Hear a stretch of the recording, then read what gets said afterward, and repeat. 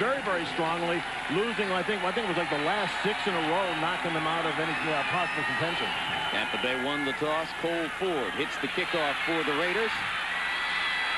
And this is number 1 returning the kick for Tampa Bay. Marvin Marshall gets it out to about the 21-yard line. Marshall activated from the practice squad to replace the injured Alvin Harper at wide receiver.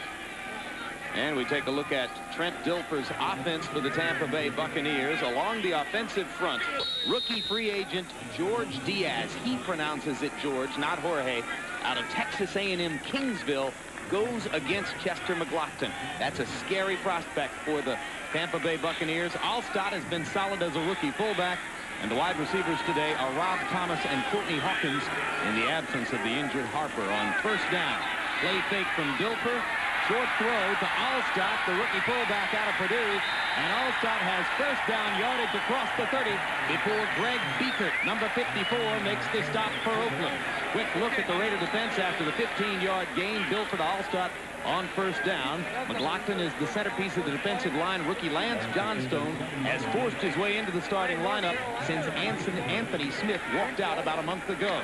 Veterans in the linebacking core for the Raiders, and McDaniel and Lewis, 2 savvy veterans at the corners. Eddie Anderson back in the past couple of weeks from the torn triceps muscle that bothered him earlier in the season.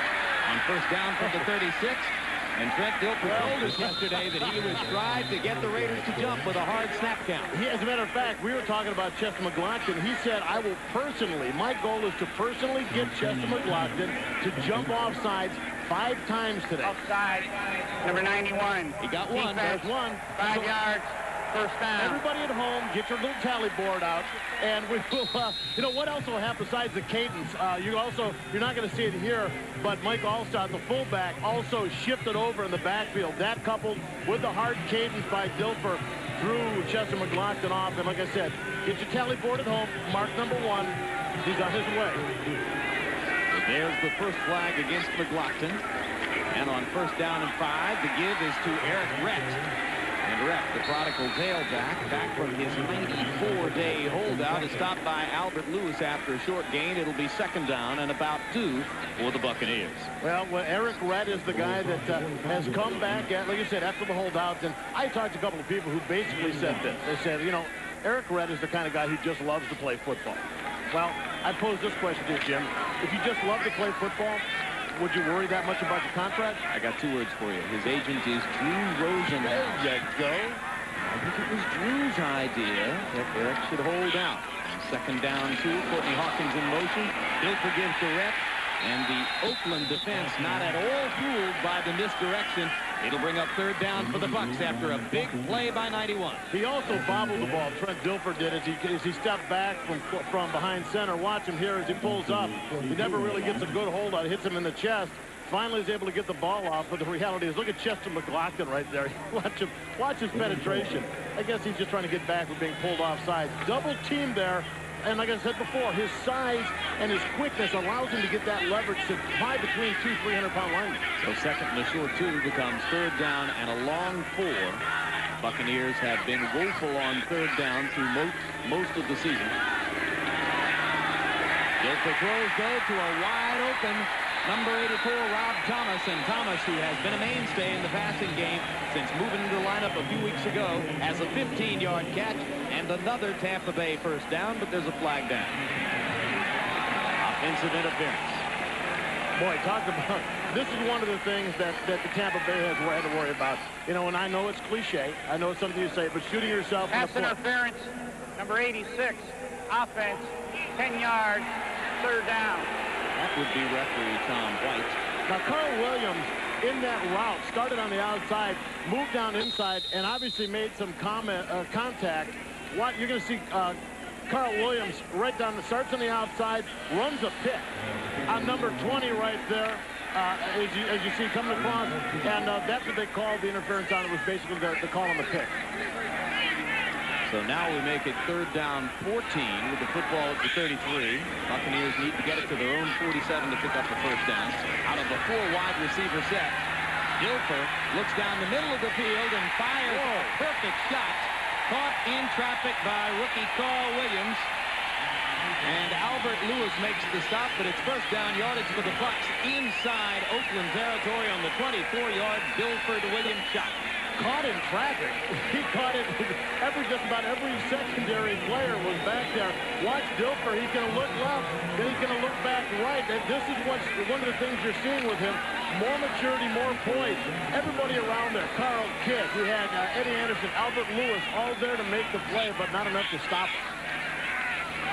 Dilfer converts third down and 13 into a first down, and now they go back to the reverse motion, fake it, fire to Rhett, and Rhett will find a gang of Oakland tacklers as he comes to the weak side. Well, it's Johnstone, number 51, makes the stop after Swilling came in to get to Dilfer. Well, Swilling had good penetration. He kind of knocks off this misdirection fake right off the bat. But the other things that kind of set this off, there you see Swilling, good penetration, and a throwback to Rhett. But also Mike Jones, the linebacker, felt one of the offensive linemen sliding back out to the right side as he would be the lead blocker on the throwback screen. He goes out there and really slows it up enough for Lance Johnson to come and make the play. 1-yard gain. Dilfer is 3 for 3 in the air. On second down 9, the give is to Rhett, and a good seam on the right side for Rhett as they run away from McLaughlin toward Russell, Maryland. Greg Biekert makes the stop for the Raiders. And one of the questions we had, we talked about Lance Johnstone and how he stepped up and earned his role and everything. But if you look at him, 6'4", 250, as a defensive end, you got to wonder, is that enough to go in and play every down against 300-pound linemen, 300-plus-pound linemen, play the run and the pass game? And he came in, was known as a speed rusher. That was what they expected him to play, but when given the opportunity, has earned it, and that time they ran, got a nice seam between him and Russell, Maryland. Third down 3 after the pickup of 6 on second down by Rhett. Dilfer checking off here at the line of scrimmage. And fires complete to Alstott. And Alstott has another first down for the Bucs. Down to the 22-yard line. Rob Fredrickson on the stop. 13-yard gain. And Dilfer is showing tremendous poise on this drive. Yeah, very, very good poise. So watch him here in the pocket. He talked about the fact yesterday that he doesn't move much in the pocket. What he did have here was room to step up. Good plays. You see there, number 29, Albert Lewis, slipped as he went to make the break to come back on Mike Alstott. And when that happened, it gave him the room to make the catch. So another first down for Tampa Bay, now at the Raider 22-yard line. Alstott gets the call on first down, and the rookie fullback plunges forward for a couple. Boy, could any more of the fears of the Raiders be coming true right now?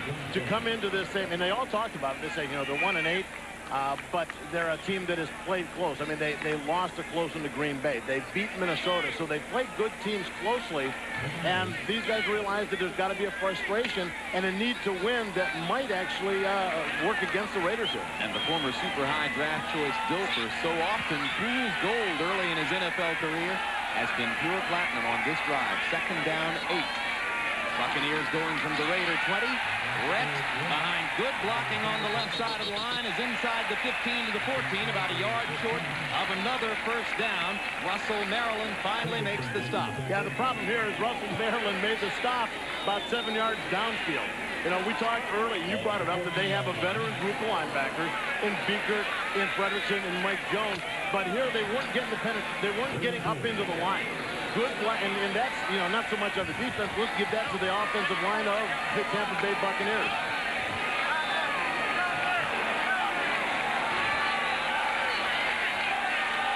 You saw the numbers on the Raiders' third down defense. It's 3rd and 2 now for the Buccaneers, who earlier converted a 3rd and 14 here. The give is to Gary Ellison, number 37. Seldom used third down back in the game. Greg Biekert makes the stop. We are in measurable territory. And, so many times offensive schemes revolve around as you see they signal first down. They say, hey, here's a guy who is a big threat. Let's attack him. Instead of letting him chase, let's attack. Here you see number 64, George Diaz, with nice work. Actually, almost looked like an influence block, blocked him into where the running back was going. I don't think Chester believed what was happening. So it's first down 10 at the 11-yard line. Dilfer gives to Rhett, and Rhett plunges into the darkness of the Raider middle as a gain of about a yard. Well, they're doing a little misdirection. up front. Watch what they're going to do. They're going to block back. Double team on the front side, pulling Diaz from the backside. This time they just get great position on Chester McLaughlin. And, you know, when he can get that shoulder down and wedge himself between two people, that's one thing. When the offensive lineman got positioned like that, there's nothing even Chester McLaughlin can do. Did some serious preparation for 91 this week. Second down 9. Hawkins in motion. Dilfer looking to the right side. Finally comes underneath to Rob Thomas. And Thomas is down to the 3-yard line before Eddie Anderson and Lorenzo Lynch bring him down. Flag down near the goal line. Well, number 83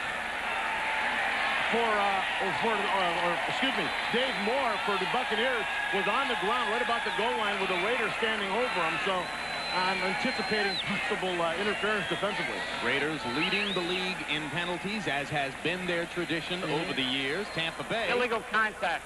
Number 54, defense. Beaker. 5-yard penalty. First down. So Thomas comes off the field, apparently momentarily shaken up. Buccaneers exceedingly thin at wide receiver. Mike White sends in the goal line defensive unit as you look at the penalty numbers for the Raiders, who, as I mentioned, lead the league in that category. Tampa Bay creeping up, although they're not in the top 5. The Bucs have had 28 penalty flags called against them in the last 3 games. To the Raiders' credit, they have talked about doing less penalties every game. First down goal. They mark the ball all the way back at the 5-yard line. Sustained drive for Tampa. First possession. Dilfer under pressure. Wisely throws it out of the end zone. And again, poise in the pocket.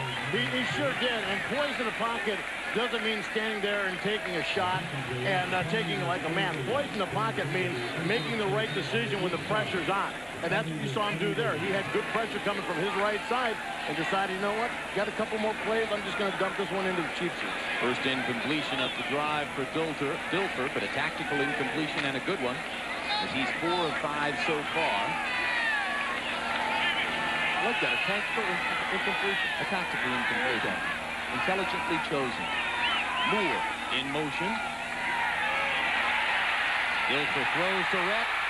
And Rhett to the flag. Touchdown.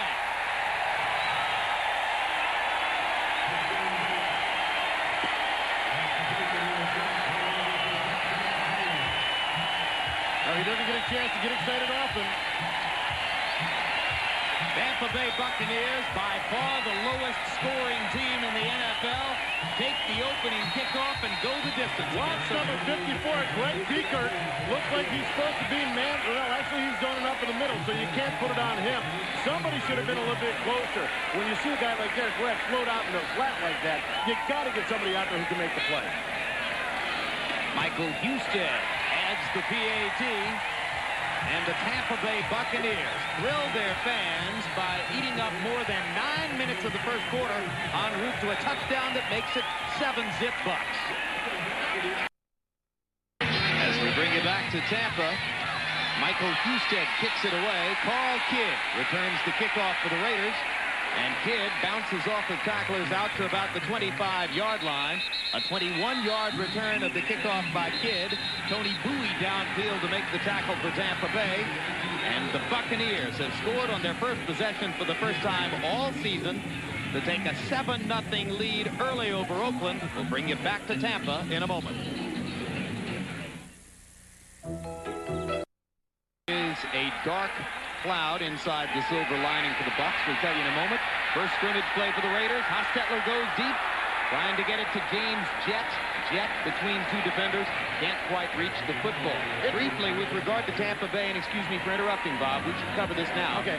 Rob Thomas, starting wide receiver today for the Bucs, has been taken to the locker room with a possible shoulder injury. Being x-rayed now. If Thomas can't return and he's questionable, they're down to 3 wide receivers, of whom one is rookie Carl Williams, and another, Marvin Marshall, was activated off the practice squad yesterday.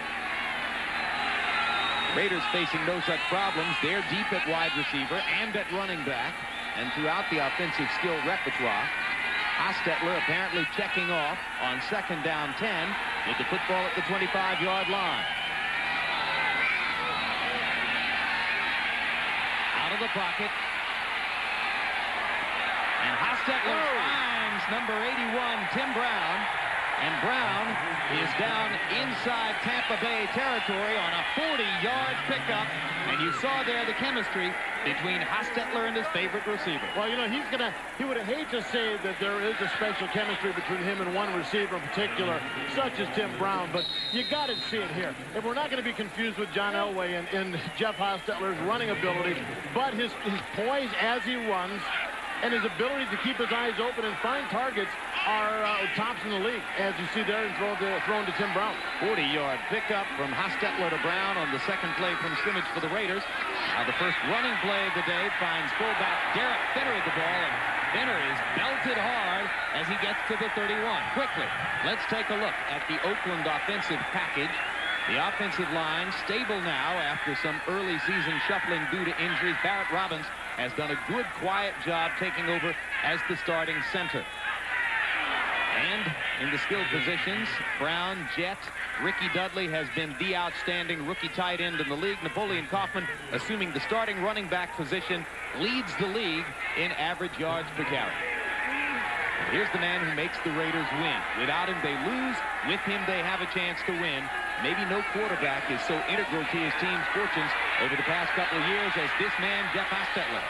Pulls it down, runs out of bounds, and has a first down at the 25-yard line of the Bucs as Chidi Ahanutu escorted him off the field.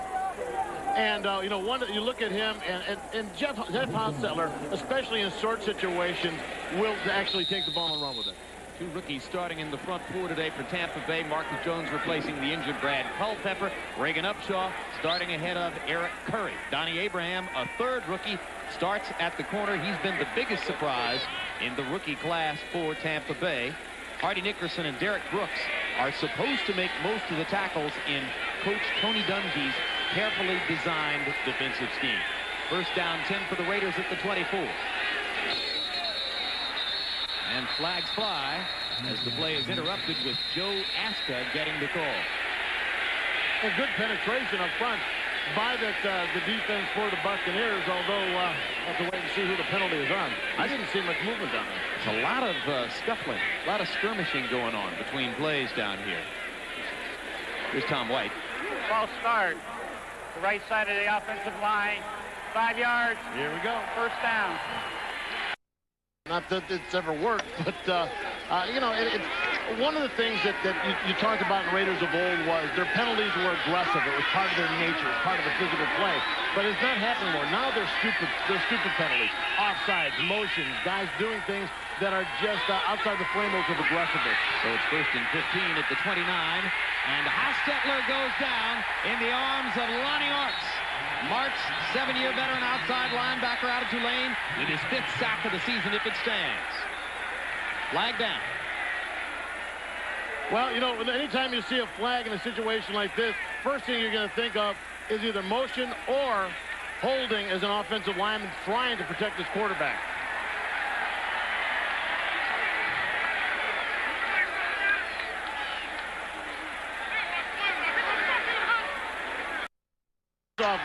Good camouflage before the blitz, too.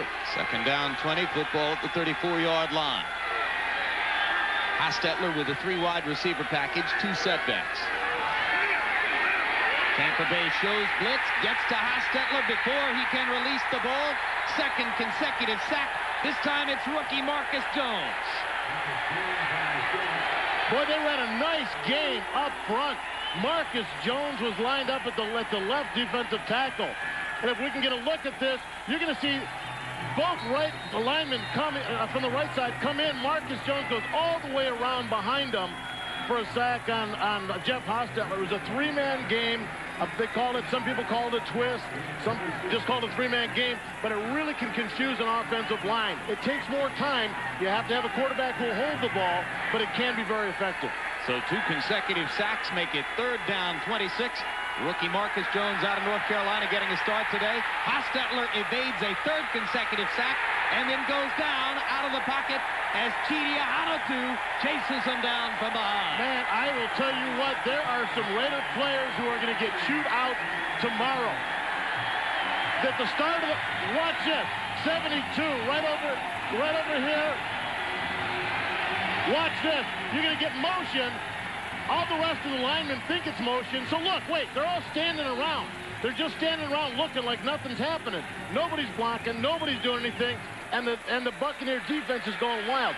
I'll tell you what, that offensive line is going to catch you tomorrow for just standing around. So it was 99 Warren Sapp, whose great quickness brought him in there to begin with. Now Jeff Gossett with a punting situation after the Raiders had been deep in Tampa Bay territory. Gossett angles it toward the left sideline. It bounces outside the end zone, and the Raiders are unable to stop the ball from going in. So Orlando Truitt's best effort to down it comes to naught. The NFL on NBC returns after these messages. Basically didn't do anything. First down from the 20-yard line for the Tampa Bay Bucks. Eric Rett held to a gain of perhaps a yard. Russell Maryland's making the stop, number 97. And, of course, you have to expect Tony Dungy's team to perform well on defense, given his long history as an outstanding defensive coordinator in the league. You asked him a wonderful opening question yesterday, Bob, when you said, are you still interested in being a head coach? You know, he said, yeah, he did shake his head a little bit and say, you know, I had no idea there was so much involved in doing this job, besides just coaching. First quarter coming to a close here. Almost 10 minutes of it were eaten up by the long Tampa Bay drive with which the Bucs opened the game and went for a touchdown. Here, Allstott on the catch from Dilfer is stopped by McDaniel after a short gain. It'll be third down Bucs coming up. Yeah, you'll love to see that in a big, strong, young fullback. He's one of those guys that's not going to go down easy. Terry McDaniel had him around the hip. Allstott just kept running. Terry's just like, please, I'm old. I've been around for a while. Give me a little respect and fall down to go out of bounds. Finally, some help came for him. But, you know, one of the things they say about this guy, Mike Allstott, is that he has some quicks. He has a burst for a big guy that plays fullback. First quarter comes to a close in Tampa. Buccaneer fans rise in appreciation for their team as the Bucs took the opening kickoff and drove the length of the field. They lead 7-0 over Oakland. Rookie free agent guard George Diaz out of Texas A&M Kingsville lined up to go against Chester McLaughlin for the Buccaneers. So far, Diaz has held his own and helped the Bucs to their early 7-0 lead. And there's the second hard count offside for Dilfer. And Dilfer goes down under Pat Swilling, but if Dilfer gets his way on this, it's going to be a flag going against the Raiders. People at home, if you can pull out your tally board now, that should be number 2. Trent Dilfer. Suggesting he could get as many as 5 against Chester McLaughlin alone. Not suggesting. He said it was his personal goal to personally pull Chester McLaughlin offsides 5 times. Offside. Number 91. Got it. Defense. 5-yard penalty. Get your boards, Third your down. paper, whatever you're keeping track on. Put another little slash there as our statisticians are up here. We've got our own little thing going. There's a good one. Presley can have a little wager on how many actually there will be. Now here's a look at Trent. You know, and you don't see him moving too much, jerking around at all. I mean, barely compared to what some quarterbacks do. He's got to be having a very doing it with his strong voice. cadence. Yeah, got to be doing it with his voice. 4 penalties, 20 yards against the Raiders. Annual leaders in the NFL in total number of penalties, leading again this year. Eric Rett with the football on third down and a yard to go for the first down. Greg Biekert, number 54, makes the stop, but Tampa Bay has enough for the first down. So the Bucs hold on to the ball. We go to New York. All right, Jim, and we take with the Eagles at 7-7. Jim. All right, thank you very much, Greg. As we bring you back to Tampa, Dilfer loses the football as number 94, Anthony Smith, was hurling him to the ground. And this looks like a possession change in favor of the Raiders. And Anthony Smith, who is never shy and retiring, takes the football off the field with him. he sure does. And, boy, here's a guy who brought a lot on himself by leaving the team for a while. They brought him back in, not necessarily with open arms, but not working his way back in. Good penetration all across the front. And look, as he spun to throw him down, kept his hand, kind of dragged him across the ball. Ball pops out, Raider ball. So a scoring opportunity upcoming for the Raiders as they'll have the football at the Tampa Bay 18, and the NFL on NBC comes back. 2 fronts for Trent Dilfer as we bring you back to Tampa Bay. Bad news number 1, he just fumbled the football away at the 18. Harvey Williams on the halfback pass. Touchdown to James Jett.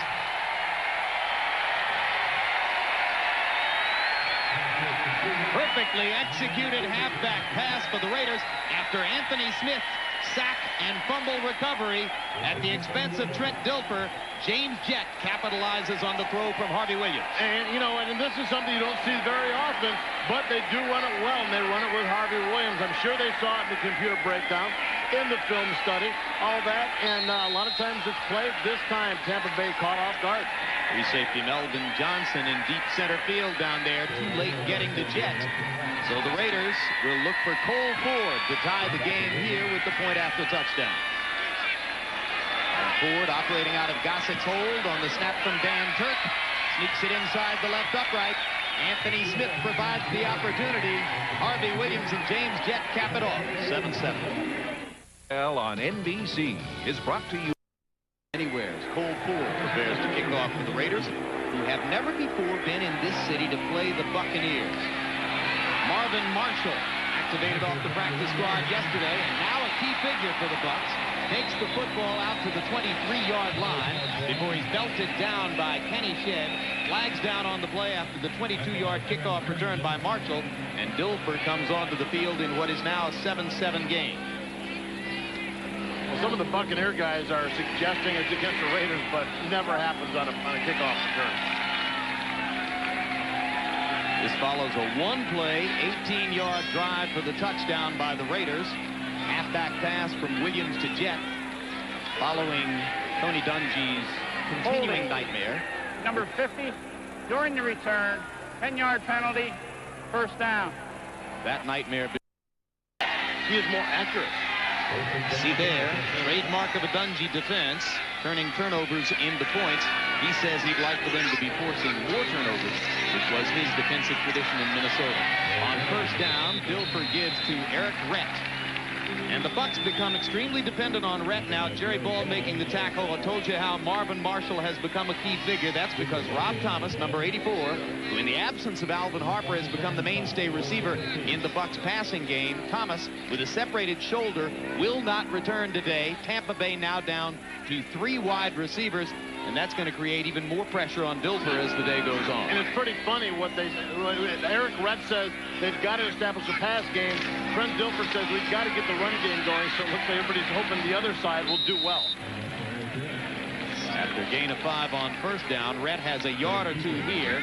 Jerry Ball again makes the stop for Oakland. Well, they've got to establish something. Eric Rett comes back, and they're trying to get some sort of running game going. They haven't been able to do it. That puts a tremendous amount of pressure on Trent Dilfer. And right now, by just attacking the strength of that Raider defense, they're hoping they can at least get the Raiders to respect the run game a little bit.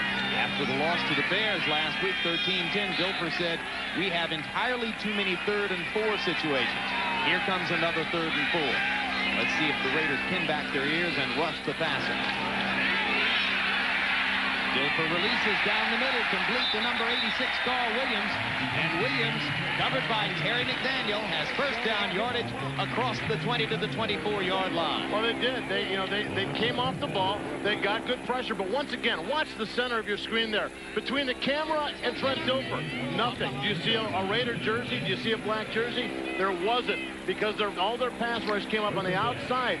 That gives Trent Dilfer plenty of room to not only, first of all, have vision on the receivers. Secondly, step up if he has to. Got a good look at number 86, Williams, there, as the toss is to Rett.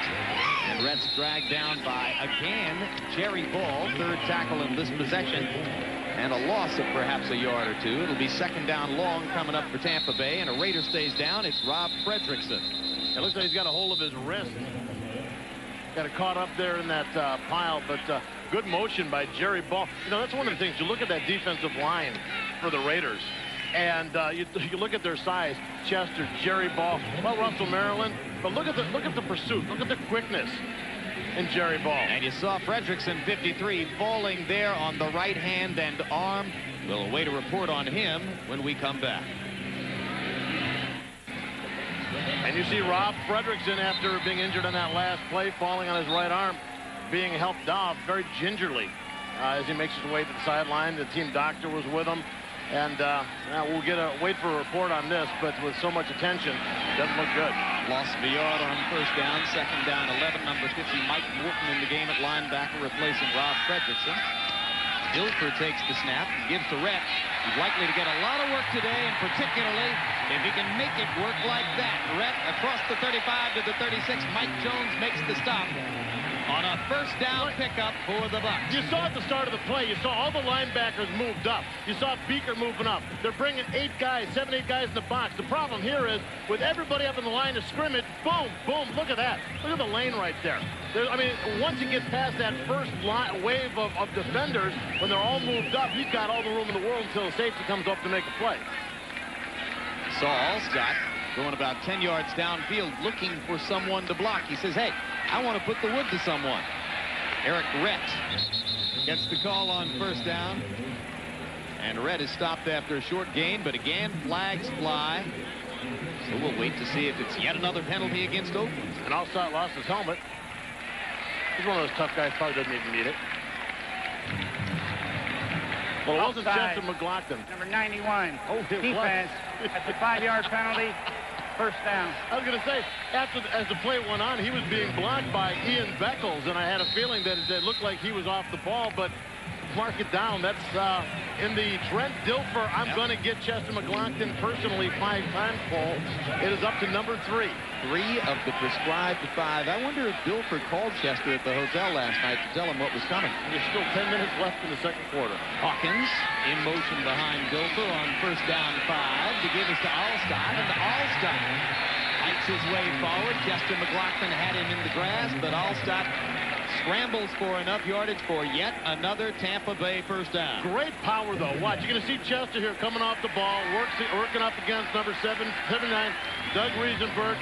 But as strong as Chester is, the power in the legs, the thighs, the buttocks of Allstott, you can see the guy is just thick and powerful, and he is not going to go down. He's a young guy that still has some legs underneath him.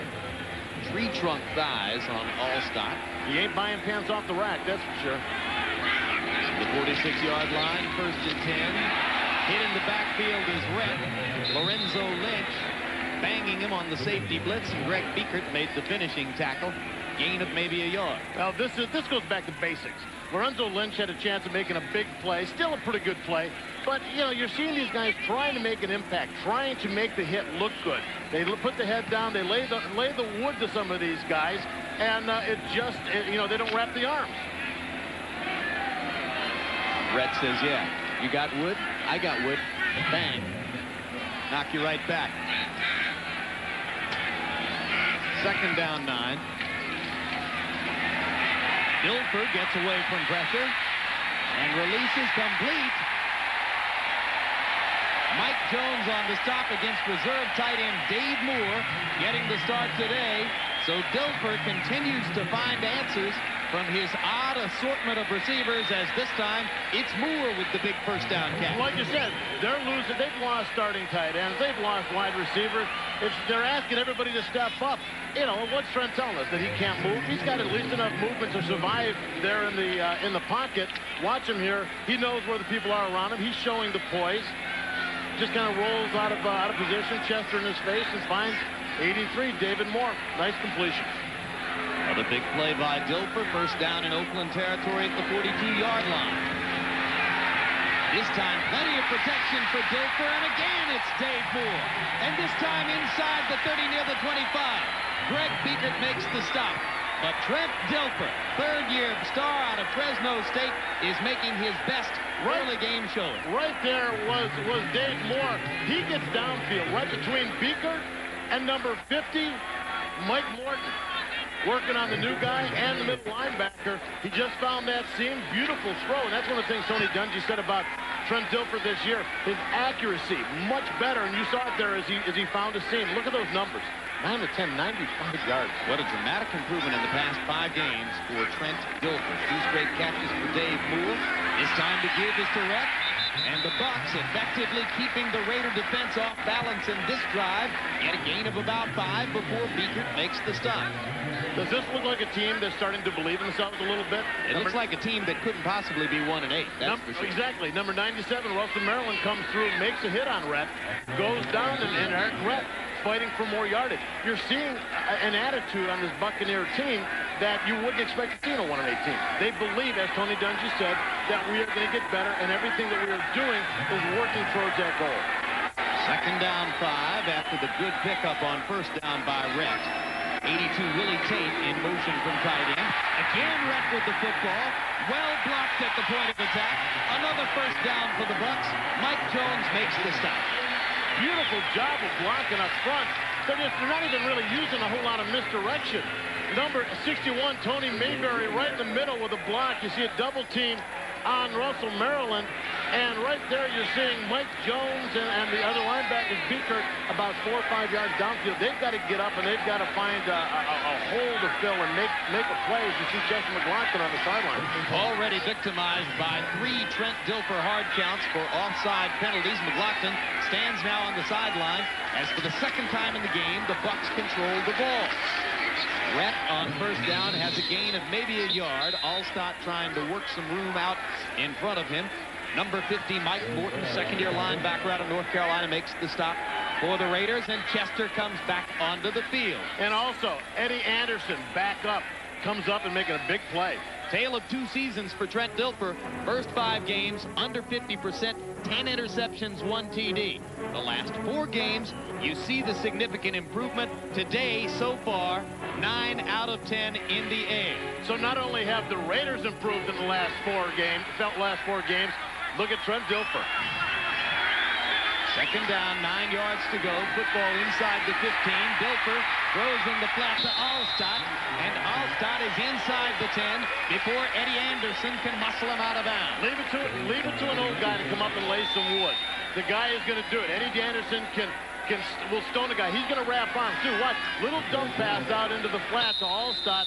And where normally Allstott would get the ball and start dragging people, Eddie not only can lay the wood to the guy, but he uses the leverage against the sidelines very, very well. So it'll be third down, 3 yards to go for a first down. Clock ticking inside, 5 minutes left in the half. Tampa Bay went up 7-0. Raiders came back after forcing a turnover on a halfback pass touchdown, made it 7-7. Now the Bucs try to go back on top.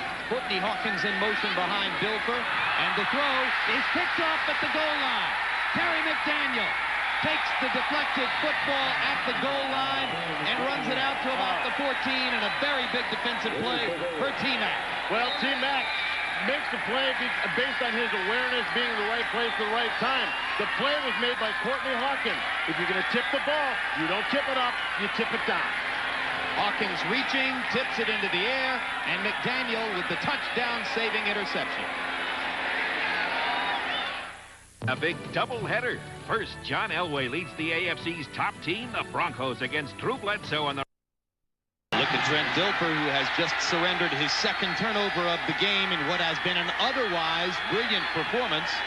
And the Raiders, with a reprieve, have the football at the 14-yard line on first down. Hostetler gives to Joe Asta. Hardy Nickerson is there to make the stop for the Bucs. Well, yeah, good job by Hardy Nickerson. You know, Hardy Nickerson's a guy that was going to go test the free agent market. He was going to go make some cash elsewhere. When Tony Dungy came in, they said, you know what, Hardy, we would love to have you here. Hardy got excited about the changing of the guard, Tony Dungy coming in, and because of the way that this defense runs, look at the patience. Look at how he just sits. He knows where his gap responsibility is. He doesn't go flying out of the way. He stays there and makes the play. That was perfect execution by Nickerson. Second down, 8. Raiders moving offensively along the right side. Lincoln Kennedy pulled back a little bit, so the Bucs jump and say, now throw the flag against 72. Let's see if it went their way. False start. Number 72 offense moving prior to the snap. 5-yard penalty. Second down. You know, one of the things that Lincoln Kennedy has to learn is that here he's looking over to Hodge. You can see him just kind of raise himself up, trying to hear the snap count or the change there, a little bit of a twitch. But as a young guy, you can't look guilty. You got to point at the other guys. He's got to learn that. It's important. With your right tackle out of Washington, came over from the Falcons, can become a fixture for the Raiders if he plays well. Hostetler's throw to Ricky Dudley is dropped. And it'll be third down, 13 coming up for Oakland. Ricky Dudley was supposed to be so much of a big addition to this Raider offense. It has been. He's got, 4 touchdowns, I believe, this year so far. But basically coming into this season, a lot of people have said, hey, we haven't had a dominant tight end like Ricky Dudley could be because of his speed, his size, his ranginess, and his catching ability since Dave Casper, Todd Christensen, those sort of guys. Todd Christensen. 3rd down, 13. Tim Brown in motion behind Hostetler.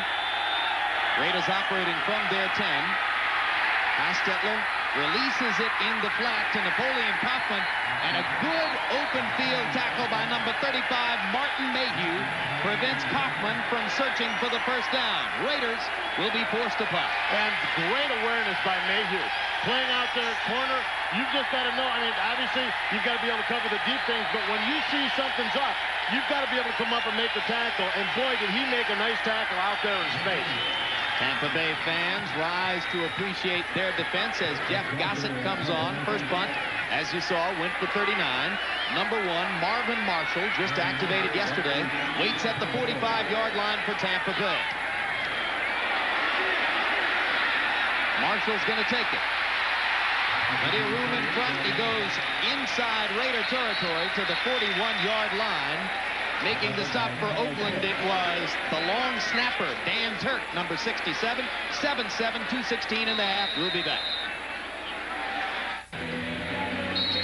Oakland Raider defensive coordinator and linebackers coach Fred Whittingham looking at his written material. Pick a card, any card. Yeah, find an answer to stop Tony Dungy's offense, which so far has shown some nice variations against the Raider defense, and you saw the result in time of possession. Raiders have had the football for barely 6 minutes in this first half. The give is to Eric Rhett, and Rhett is stopped by Greg Beekert after a gain of about a yard. It'll be 2nd down at about 9, with Tampa holding the football at the Raider 40-yard line. And here comes the 2-minute warning. Timeout. Anything you want to say before we go away for commercial, Bob? No, I'll tell you when we come back. Thank you very much. Well, Jeff Hostetler, for as much time as the Raiders have had the football here in the first half, may as well have been wearing leopard skin instead of that nifty black jersey, because he just hasn't had much chance to represent himself out there. And leopard skin would do what for him? Confuse the viewers. Get harder on the camera, guys. Give him a new image. 2nd down, 9. Trent Dilfer and the Bucs, who've had the football almost all of the first half, tied up 7-7. Dilfer throws underneath the coverage. Good catch by the tight end, Dave Ford. Greg Beekert with an excellent tackle to hold him to a gain of a couple. It'll be 3rd down, 7. I'll tell you what, very close to problems with Trent Dilfer. Chester McLaughlin with a good rush. Watch Chester. He is going to come from the right there. You're going to see him coming right over. He's going to get a late hit as he falls and trips, hitting Trent right on the knees. And boy, if Trent hadn't twisted his body, that could have been a little more serious. Good pressure, though, by Chester McLaughlin. Little kick in the head just for extra measure. That's just a love tap. Dilfer with some excellent throws under pressure today. 3rd down, 7. Clock running. Quarterback draw. First down yardage. Across the 30 to the 29. Lorenzo Lynch, number 43, ready to take the big shot at Dilfer. And the quarterback actually showed you a little wiggle. Wow. Very little, a little wiggle. It was amazing. Good play, great choice, and hey, a nice pickup. First down, Tampa Bay. We'll be back in 30 seconds. Trent Dilfer back onto the field for the Tampa Bay Buccaneers. 1 minute and 6 remaining before the half. You take a look at the special press box structure here in Tampa, and we're pretty high for this game, aren't we, Bob? I'm trying to get my nose to stop bleeding here. It's going to be a lot of blood. First down, 10 from the 30-yard line. Tampa Bay short on wide receivers, short on tight ends, but long on Moxie so far. There's a big rush. We're trying to get rid of the ball. Flags down. Intentional grounding will be called. Okay, let's get a shot at Dilfer, though, trying to convince the referee that that was anything short of anything other than intentional grounding. I would look. True gentleman. Fun guy to talk to today before a game. 7-7 football game. Dilfer throws on the money, but number 86 Carl Williams unable to hold on. It'll be 3rd and 26 coming up. Very good coverage. Very tight coverage. Coming up at halftime, we'll be sending you to our New York studio for the Domino's Pizza NFL on NBC halftime report. Greg Gumbel and his many fabulous associates will get you caught up on all the action from this 11th week of the NFL season. That's coming up at halftime. Meanwhile, we've still got 52 seconds to go here in Tampa before halftime arrives. Jim Lanther along with the fabulous Bobby G, Bob Golick. Trent Dilfer and the Buccaneers looking at 3rd and 26. Stumbles, releases, complete to Marvin Marshall, the first NFL catch of Marshall's career. Terry McDaniel runs him out of bounds. It'll be short of a first down. And a Michael Husted field goal attempt. So here's Husted, 11 of 15 on the season, as you see. Tommy Barnhart, the punter, holds. Dave Moore, the tight end, who's already had 2 catches today, is the long snapper. And Husted's kick is through the uprights to give the Buccaneers the lead.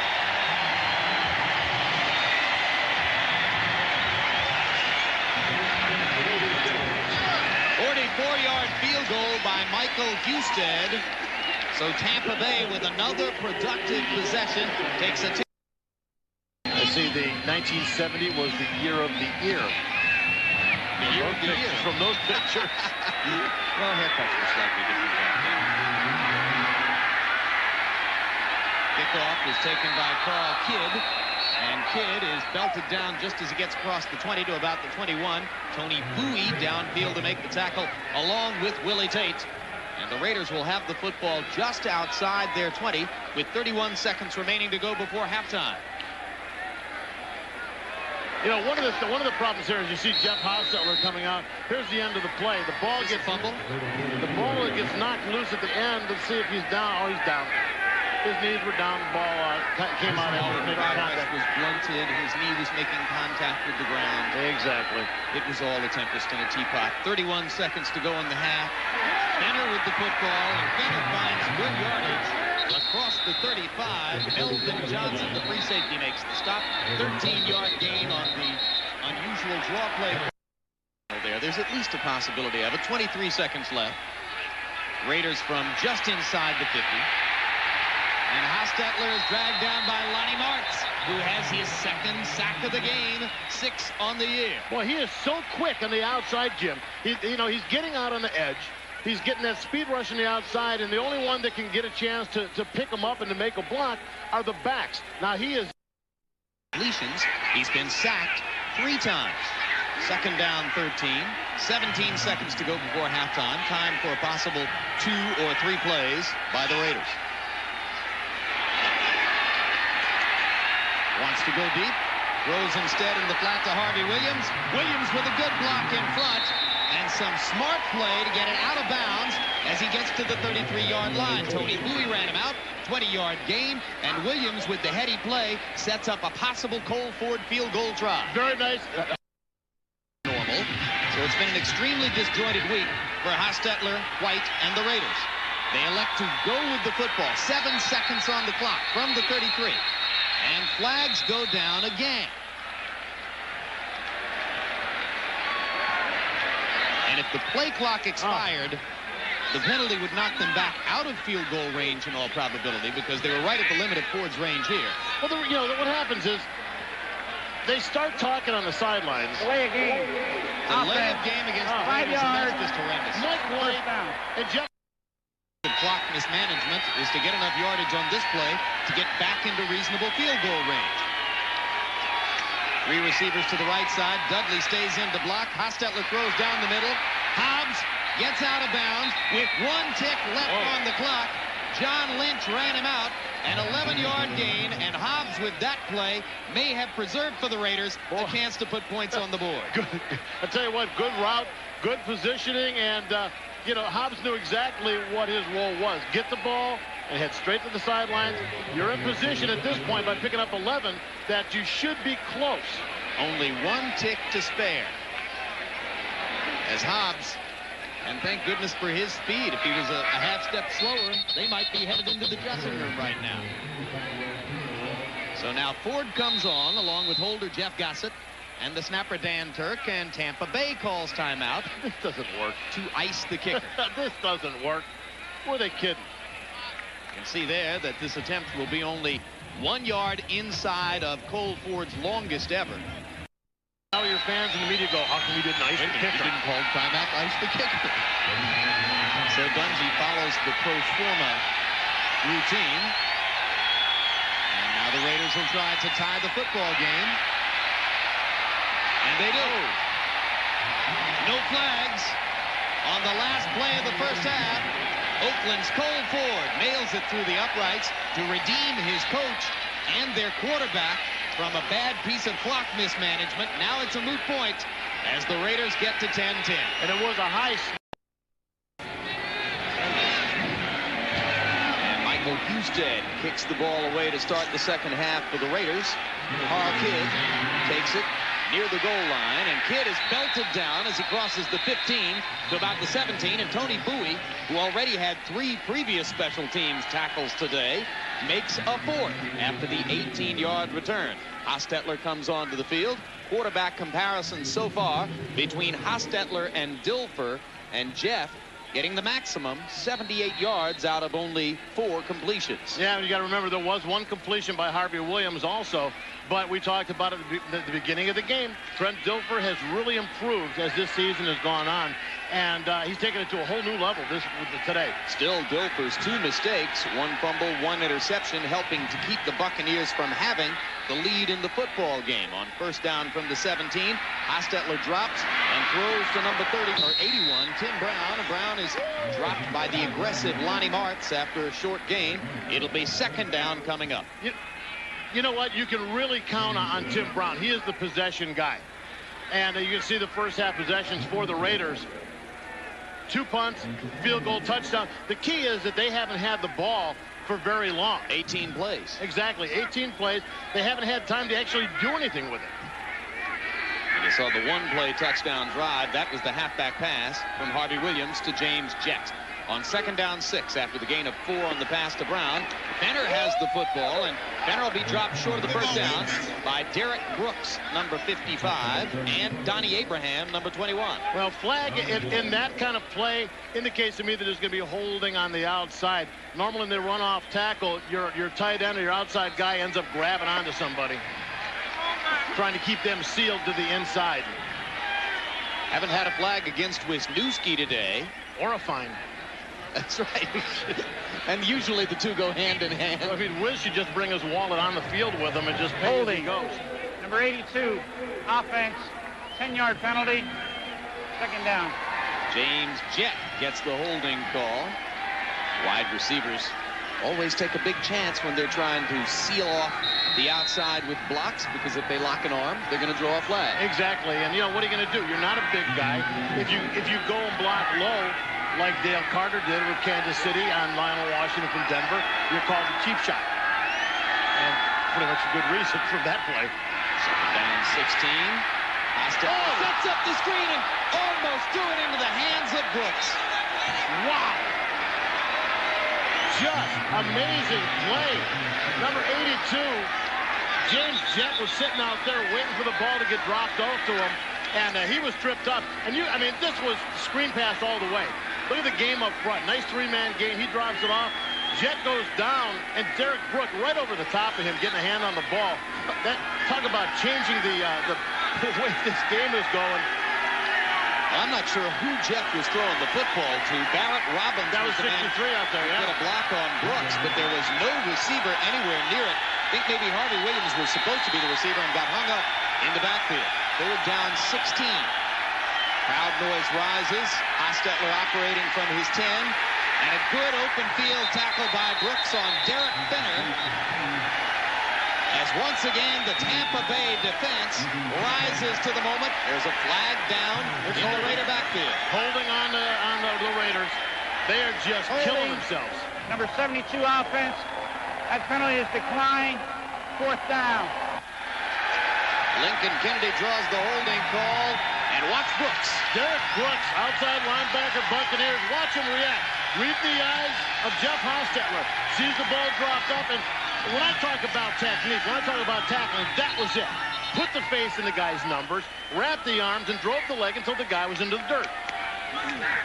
Marvin Marshall deep to take the punt as Jeff Gossett stands at his goal line. You see the numbers on the 2 first-half punts for Gossett, one of the Raiders' unsung heroes today because of his excellent pull down of the high snap that helped to set up Cole Ford's field goal. Marshall waits for the ball, eschews the fair catch, takes it and runs from his 44 and loses a yard on the return. Mike Morton, number 50, downfield to make the tackle for the Raiders. The NFL on NBC is back after these messages. You buy American Express. Wherever you are, whatever you're doing. The amount of punishment that Hostetler has been subjected to over the course of the past 2 years. Another jump by the Raider defense. We'll see which way the flag goes as again Dilfer with the hard count befuddling the Raider defensive front. Well, Mike Morton was congratulating Pat Swilling for making a hit, but Pat Swilling was about 1.5 yards into the backfield before the ball was snapped. Offsides, number 56, defense, 5-yard penalty, first down. You know, I mean, let's face it, when things are going like this, you're going to see Swilling right there. I mean, he gets a little jump, tries to come back, the ball gets snapped, he's like, what the heck, might as well go after it. But I mean, these guys are all trying to get a jump, trying to do something to turn around the fortunes of this game. Another penalty against the Raiders, 4th successful use of the hard count to draw the Raider to front off by Dilfer. And on first down and 5, Eric Rett plunges forward for about 1 yard. Rob Fredrickson makes the stop. And Hostetler still getting attention from the Raider training staff on the sideline. You know, left wrist. We've been watching the end of the play. You know, the almost interception by Derek Brooks. All these things. The thing we're forgetting is that Jeff Hostetler was taking shots during these plays, and now you see him wrapping up that left wrist. Second down 3 as they credit Rett with a 2-yard gain on first down. Courtney Hawkins in motion. Hawkins doesn't have a catch yet today. Alstott breaks tackles at the line of scrimmage and has another Buccaneer first down inside the Raider 40 before Brett Biekert makes the stop. Kind of that old belly series. It's just that quick handoff underneath to the fullback. I mean, it is so quick hitting that you almost have no time at all to react to it. Watch, and it's just going to go right back up into that gap there. Look at the block. The block's coming across, and of course, as the tackles are trying to be made, all stop. We talked about it before, the power. 6'1", 248 pounds, the rookie out of Purdue. One of the 3 rookies whom the Buccaneers expected to play big roles early in the season. There have been 4 or 5 others who've joined them. Here, Rett shows his own leg drive as he has a gain of about 8 before Morton makes the stop. Man, it was a good lead block, good push on the offensive line up front.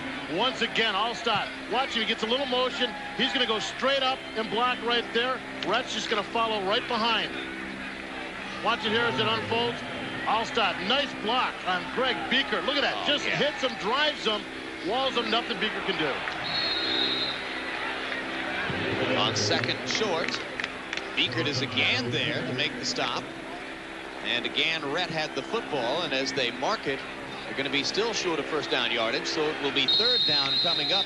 Dungy and the Bucs sticking with the running game, and now Buccaneer trainers come onto the field. And that looks like Dilfer to me.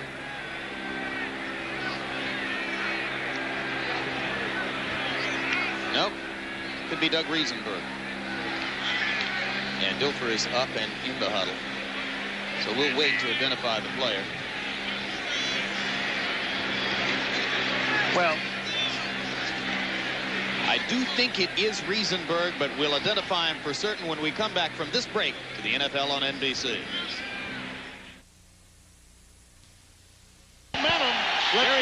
Jerry Ball in the game at fullback. And Ball will be blocking for Fenner as Fenner goes airborne looking for the first down. Excellent hit by Chidi Ahanatu, number 72 at the top of Fenner's arc. And we'll see where they mark it. And Hardy Nickerson with a beautiful job of getting up. I believe it was Hardy coming up and undercutting Jerry Ball. I mean, the only thing you can do with Jerry Ball is to dive down into his legs and to take away his forward momentum. Well, we saw Jerry score a touchdown in Oakland in their early season win. It was from a defense over the Jacksonville Jaguars. Yeah, but that was not as a fullback. Kind of a nifty 70-some-odd yard run, though, huh? The length of his legs, he took more steps to get to that goal line than you would have. Than even I would have. And I'm not Mr. Inseam. So it is a first down. Watches as Hostetler tries to sustain a possession for the Raiders. First down 10 from the 33. Complete. And Jet goes out of bounds in front of Charles Dimry, number 39. Now, Jim, we've watched the Tampa Bay Buccaneers play very well today, do a lot of things well. Now, here's another test for them. What happens when the Oakland Raiders start to sustain a drive? Well, how are they going to react to it? You don't know.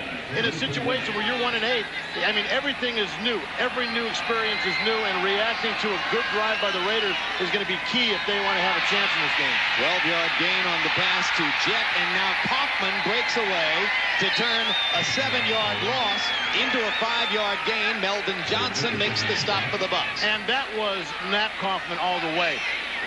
Reality is, those guys should have made the tackle. There's enough guys around him, should have been able to pull him down. But Napoleon Kaufman, beautiful job at stopping, finding the hole, and boom, exploding through it. He's a slippery. Well, I can't think of the proper analogy right now, but he's slippery. Second down 6 after what they call a gain of 4. Pump fake. Hostetler out of the pocket. Great coverage downfield by the Bucs. Warren Sapp, number 99, in there chasing Hostetler. And I'll tell you what, Chidi Ahantu had Jeff Hostetler in his sights. Ricky Dudley came back and made a nice block on him to give him a little room to kind of roll out and stay active. Watch, you're going to see over on the left-hand side of your screen, Ahantu is going to come in. There, Ricky Dudley with a nice block to free him up, let him get out of the pocket, and hopefully either throw the ball away as he did here. So it's third down now. 6 yards to go for the first down. Football's at the 17. Raiders need to get it to the 11 to keep the possession going, and Hostetler will use a timeout. So credit one small tactical victory to Dungy and his defensive staff. We'll be back. So I pull into this gas station. Oh, classic oversqueeze. Watch this. Release the hounds.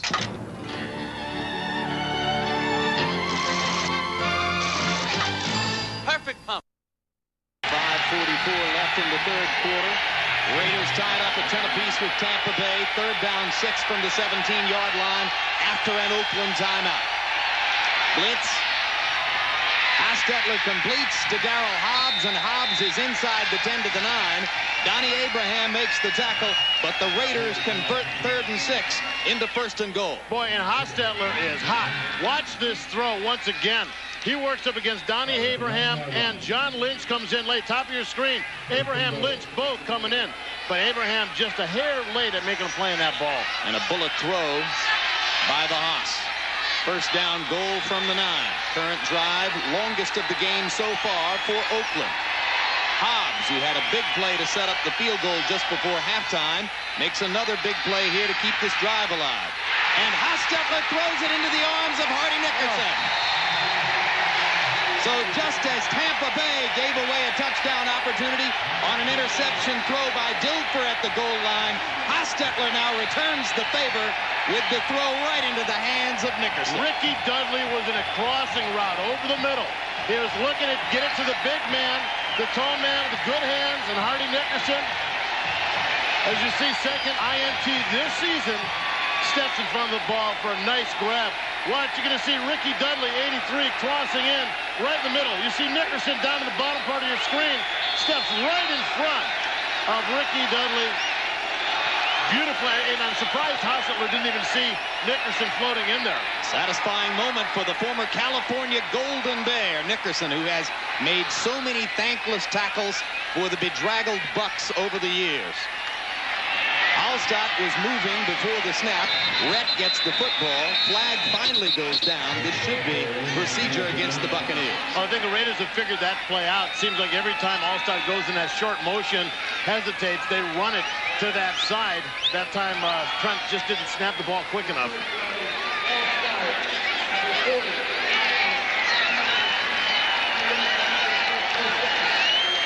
And Tony Dungy's offense doesn't need any more challenges to move themselves back that far. To be sitting on the 5-yard line is just a 6-yard line is just a little bit more than they would want to have to deal with at this point. They're making progress, that's for sure. With the exception of the interception and the fumble, today has been a very positive day for Dilfer and the Bucs offensively. The give is to Rhett, and Rhett pounds forward for a couple as Tampa Bay tries for breathing room in the shadow of its own goal. It'll be second down and about 13 yards to go after the tackle by number 51, Lance Johnstone, the rookie out of Temple. Part of the problem here is we talked about Trent's inability to get substantial movement back there. At this part of the field, yeah, you want to pound out a little bit, get a little breathing room, because you don't want him to drop back into the end zone when he's not a mobile kind of quarterback. Good point. Numbers on Dilfer today. Bucs have also put together a creditable running game to go with that. Second down, 13. There he is in the end zone. There he is under pressure in the end zone. And there's a wounded duck throw, which was dangerous, falling to the ground at the Buccaneer 20, Carl Williams, the intended receiver. Nice job, Chester McLaughlin running a game out there on the left side, working over Jason Odom, rookie who stepped in. Watch, you're going to see him come in right underneath Jason, right in to Trent Dilfer's face, and Trent kind of short-armed that throw, trying not to get involved in that pile-up and left it floating very dangerously, as you said. Third down, 13 yards to go. Buccaneers operating from inside their 10. Obvious draw play call. Very good. Quarterback draw? Oh, I think Eric Rhett is going to be carrying the ball on a draw play here. You never know. I could be wrong. In fact, it's Ellison in the game as third down back, and Dilfer throws out of his end zone complete to Allstott, and Allstott, with a flag down, is short of the first down out at about the 18. Mike Morton making the stop for Oakland. Chester Nolan Harrison had jumped a little bit. Whether they're going to call it on him or he was drawn offside, we'll have to wait and see. Be another chance for the Buccaneer offense if they elect to take the penalty.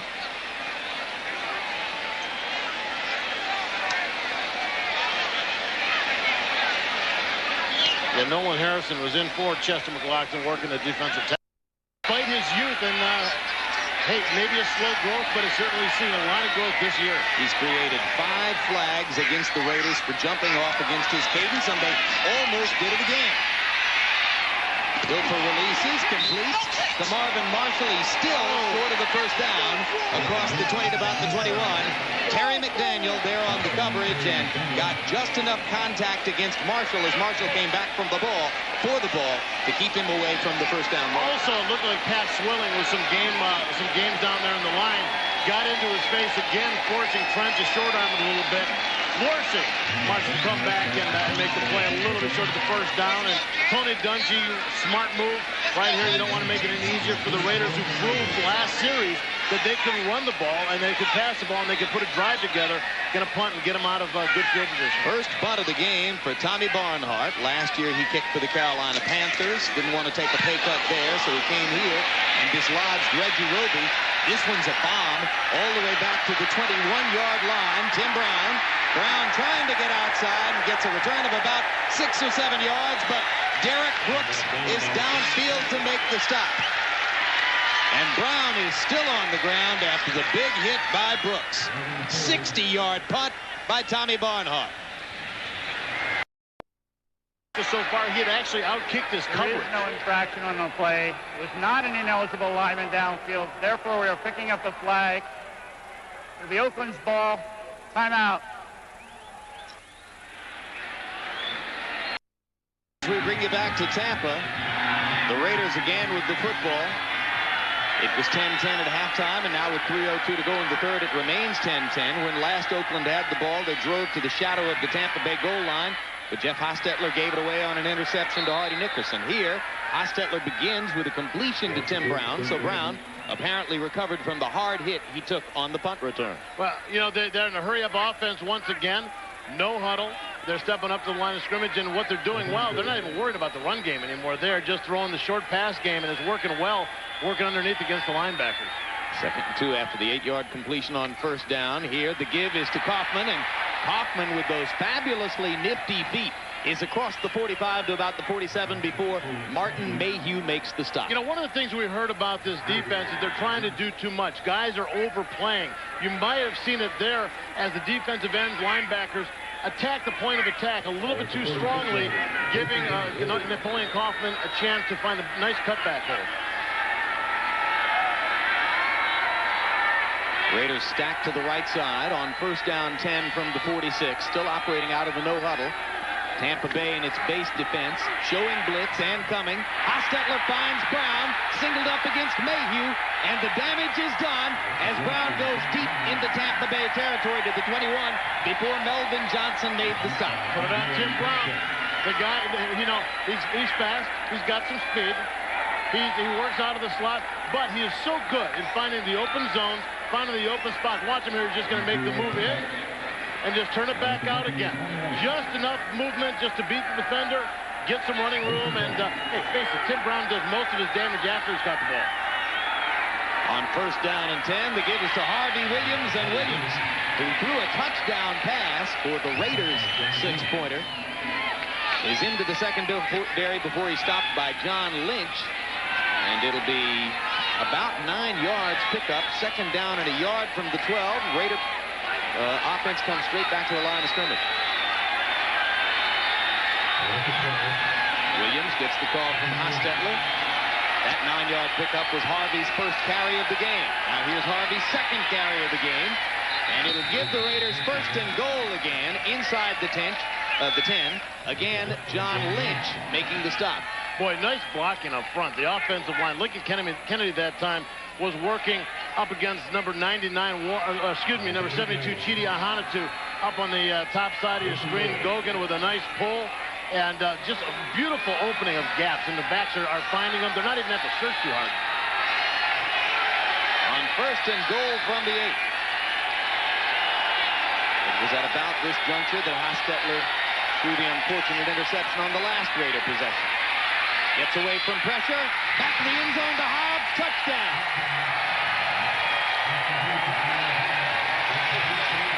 Raiders become the first team in 5 weeks to score more than 14 points against the Tampa Bay Buccaneers. And Darryl Hobbs just found a way to sneak behind Melvin Johnson, John Lynch. You see Lynch there, 47. You see Melvin Johnson here. Look at Hobbs right in the middle. He has just snuck behind Lynch. Those guys are locked up about 3 yards deep in the end zone. Now, you think that they would sense the fact that there was a receiver behind them, but Lynch didn't react until it was too late and the ball was already in the air. Ford on to try to add the extra point and make it 17-10.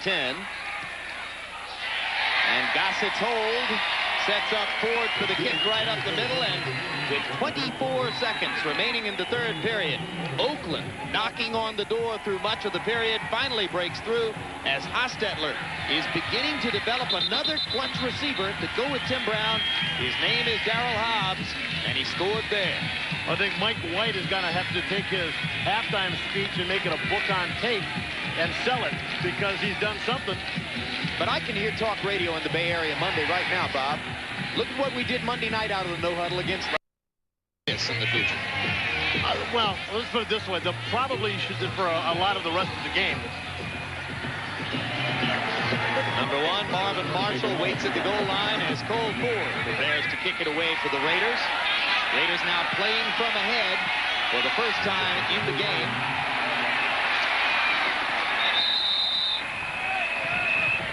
And it's a 25-yard return from Marshall. Bucks will have the football from outside their 25. Lorenzo Lynch made the stop. Tonight, a 7-4-7 is carrying the world. Bring it back live to football action in Tampa. 11 seconds remaining in the 3rd quarter as Eric Reck looks for a place to turn the corner on the left side for the Bucks, and Lance Johnstone again playing the run pretty well. makes the stop for the Raiders. And now Dilfer will go to the sideline to talk to the Bucs Offensive Brain Trust. We'll be right back. Oakland leading 17-10 after these messages from your local station. Inactivity for Rob Fredrickson, Bob. First down now for the Bucs from the 29-yard line. We'll check it. Second down 8 after a 2-yard gain by Red on first down. The throw from Dilfer to Dave Moore, or check it, to Mike Allstott, the fullback, and Mike Jones makes the stop for the Raiders. Short of the first down, it'll be 3rd and about 3 coming up. Red out, Ellison in on 3rd down. Time of possession in the 3rd quarter. Tampa Bay still holding the ball for more than the Raiders, but the Raiders getting 112 yards out of their possessions. Much more productive. They're in hurry up, which is taking less time. Plus, they hit the big passes like the one to Tim Brown and some things like that. 3rd down 3. Dilfer says this is a tough down for the Bucs. And he makes it pay with a quick pass to Carl Williams, and the flag is down as Williams slants into the secondary for the first down. Carl Kidd making the tackle. Well, it's hard to believe that you're going to get a holding penalty on a slant pass that is released that quickly. If an offensive lineman's got a hold on a 3-step drop, then he's got problems to begin with. Offsides, number 36 defense, lined up in the neutral zone. That penalty is declined. First down. So the Buccaneers will keep the 17-yard gain on the quick slant from Dilfer to Carl Williams. Beautiful call on play. Hey, get a possession pass. Nice slant pattern. The linebacker's not going to be able to get out there to stop the play. All he can do is come out and make a tackle, or the safety come over and help make a tackle, but he's going to pick up a couple of yards, enough for the first. With the Raiders in the nickel, Williams able to do effective work inside of Carl Kidd. First down, the give is to the fullback, Allstott. Allstott's leg drive remains a subject for discussion as he carries Mike Jones for a gain of about 7. Well, carries Mike Jones, also kind of squirmed out of the hands of number 56, Pat Swilling, who first came in, hit him from the backside, and just couldn't drag him down. Raiders with Swilling at 245 pounds on one side lined up at defensive end.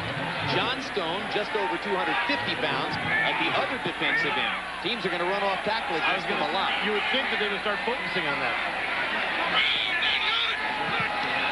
Tight end in motion on second down. Rhett with the football, and Rhett has a first down for the Bucs as he fights his way inside the Raider 45 to about the 43. Lance Johnstone making the tackle. Well, we talked about the leg drive of Mike Allstott, but you got to give Rhett credit there. Boy, the extra credit, the extra work, the extra drive. Watch, he's avoiding a couple of tackles here. Beaker's going to come up. He breaks that tackle. Terry McDaniel comes up. Not showing too many ill effects from the 94-day holdout. Of course, my contention has always been there is no position you can get ready to play more rapidly than running back. Well, running back is instinctual. You've got to be able to feel things. You've got to be able to sense where people are coming. Be able to sense and almost anticipate where the blocks are developing. First and 10 for the Bucs. Good play fake by Dilfer. Buys a little time. Now he throws a weak pass out of bounds as the Raiders had good coverage on the backside against Carl Williams. Yeah, Swilling was in his face, and number 83, Dave Moore, was out there being covered. I think looked like Mike Jones was working on him. But watch Swilling. He's not fooled for a minute. His job is to stay backside. Anytime things stay away, the backside man has responsibility for a reverse, for any kind of a bootleg, and Swilling, being a veteran, played it very smart.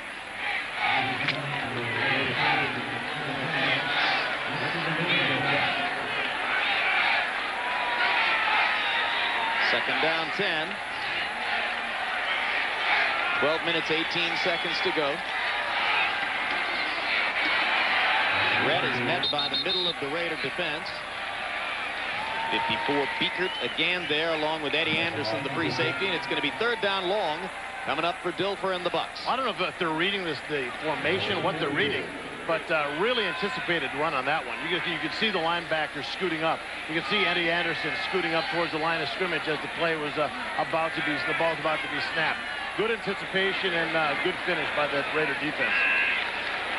Bucs average 293 pounds across the offensive front, as one columnist points out, the Tampa newspaper this morning. That's a little small by present-day NFL standards. It's 3rd down 8. Courtney Hawkins in motion behind Dilfer. Blitz coming. Dilfer gets away from the blitz and throws into an open area. Dave Moore, the tight end, was the closest receiver to the ball. Roughing the passer. And this is the kind of penalty which is going to seriously damage the Raiders. Well, you know, I talked earlier about the fact that aggressive penalties can sometimes be excused because it means you're working hard at it. Now, there comes a time where you've got to know the rules. Foul. Roughing the passer. 99 defense. Hit to the head. 15 yards. Andre Bruce. And your aggressiveness, you have to understand the implication. Andre Bruce, 99. Now remember, anytime you make contact with the quarterback's head, right there, as before he's going down, Andre Bruce came up with the forearm right across the side of the head of Trent Dilfer. Watch, right there. Good, beautiful. I mean, that was a good call. And I understand and I believe that they're being a little soft on quarterbacks. They're trying too much or taking too much aggressiveness away. But that was a very legitimate call. You can't go to the head. 86 penalties on the season coming in for the Raiders, averaging more than 9 per game. 11 flags against Oakland already today. That the biggest one so far. Bruce, in limited playing time, obviously wants to make his presence felt. But that was a serious error in judgment. And he's trying to rationalize it out there. Even Dan Turk, backup center, and long snapper center behind him going, you went to the head. So another chance for the Buccaneers. First and 10 inside the 30 at the 27. The dependable Allstott with a gain of about 6. Eddie Anderson makes the stop. Briefly, let's go to Greg Gumbel in New York to look at some action from elsewhere. All right, Jim, at the Meadowlands, the Patriots down 21-0 at one point to the Jets have come all the way back. This is Drew Bledsoe, 17 yards to wide open Ben Coates with the extra point. The Patriots and the Jets are now tied at 24, just over 9 minutes to play in regulation. Jim? All right, thanks, Greg. And next week here on NBC, Bledsoe and the Patriots against Elway and the Broncos, 2 midseason candidates for MVP in the league. And on second down here, Allstott has a first down to the 15 before Morton makes the stop. You know how you kind of take a liking to some guy because of his work ethic? He can play, huh? This guy can play. And I don't know what his, I mean, we've never seen him break it away and totally see his speed. His hands look okay. But I'll tell you what, if you're going to look at a guy and see him play with the kind of heart that he's playing with, you put him at the top of your favorite list. Well, he's the rookie Darryl Johnston. That's the player he reminds me of. Exactly. 5 receptions for 44 yards, 6 rushes for 37 yards for rookie fullback Mike Allstott. And he's getting the football again. Has it down to about the 12-yard line, gain of 4. It'll be second down. Well, make it a gain of 3. It'll be second down 7. Johnstone again with the tackle for the Raiders. Well, you know, we were wondering, we talked about it. How is this team going to react? They've been through so much adversity. They didn't look defensively like they reacted well to the changes, to the adjustments that Raider offense made. Tony Dungy has faced a lot of different types of offenses as a defensive coordinator. They did not respond well to the no huddle. They have since kind of regrouped and now obviously knocking at the door. Second down, 7 yards to go. Need to get it just inside the 5 for a first down. They give this to Rhett. Raiders, reading run all the way, are there to greet Rhett. And now Dilfer and the Bucs will face a ticklish 3rd down and 6. Yeah, he didn't pick up much yardage there. There is, and like I said before, I don't know if the tendencies are so strong.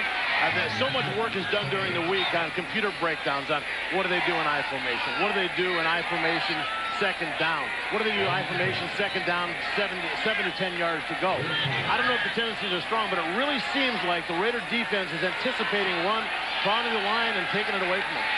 So it's 3rd down now, a long 5 or a short 6. They can get first and goal just inside the 5.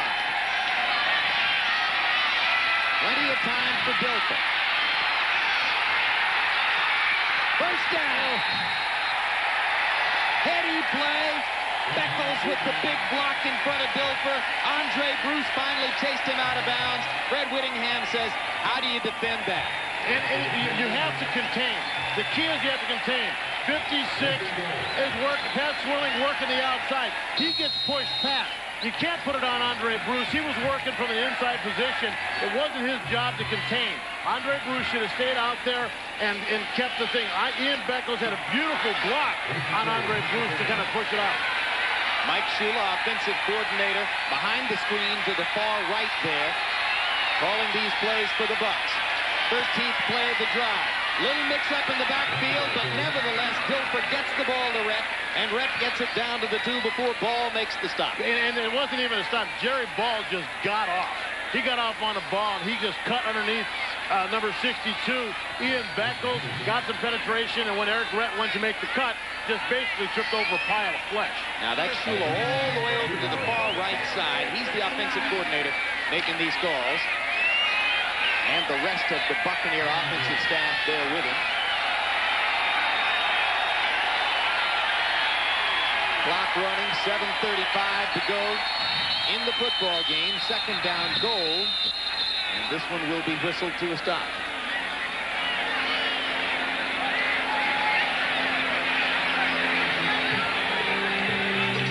And a timeout has been called. So we've got exact yard line.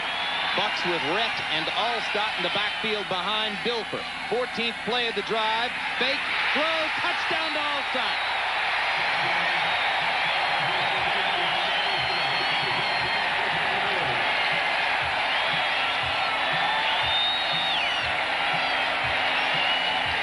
Well, we were saying, Jim, hey, you got 3 plays. Give it to Allstott 3 times. He's got to get it one of them. And I think, you know what? You think the Raiders were thinking that too? They had it crowded. Look at it. He was all crouched down. Greg Biekert, man-to-man coverage, anticipating the run. Gets kind of locked up. Allstott, all he has to do is just get a little position. Sweet throw by Dilfer for the touchdown. Fascinating, because the Bucks have had only 3 rushing touchdowns all year, and yet the Raiders were there playing run on second down goal. Husted nails the PAT, and the Tampa Bay Buccaneers have come from behind to tie the football game 17 apiece with 7 minutes 25 seconds to go here on the shore of the Gulf of Mexico. Now Kaufman and Kidd wait as Husted prepares to kick it away for Tampa Bay. And this will be Kaufman. Dangerous from the goal line. Tremendous downfield tackle on special teams by Tyrone Leggett, number 45. 12-yard return, and it'll be Oakland ball when we come back. This is Ford Escort. Did you know that it's new?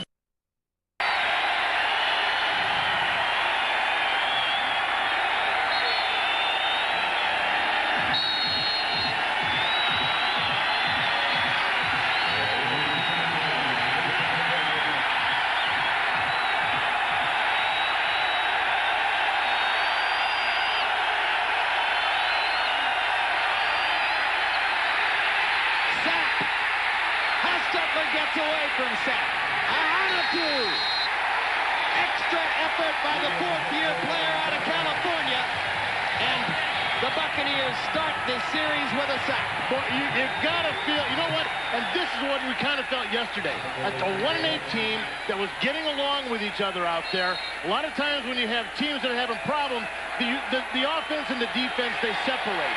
They're down on each other. You see Sapp miss the sack there, flush Hostetler, and there's a Hanatu.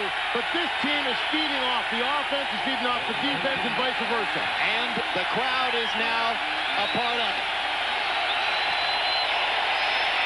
Hoffman. A Hanatu again. Now check it. That was Eric Curry, the other defensive end. And Hardy Nickerson there as well. Eric Curry, Hardy Nickerson, Derek Brooks was all over the field. Derek Brooks came from one side of the field. Watch him, 55 in the middle. He's attacking that gap. Kaufman doesn't bust it outside, and he's getting stuffed at the line. There goes these guys. There's Nickerson, and there's Brooks all the way across field making the play. This team is swarming right now. 3rd down 10 for Hostetler and the Raiders. Nickerson calling the defensive numbers for the Bucs.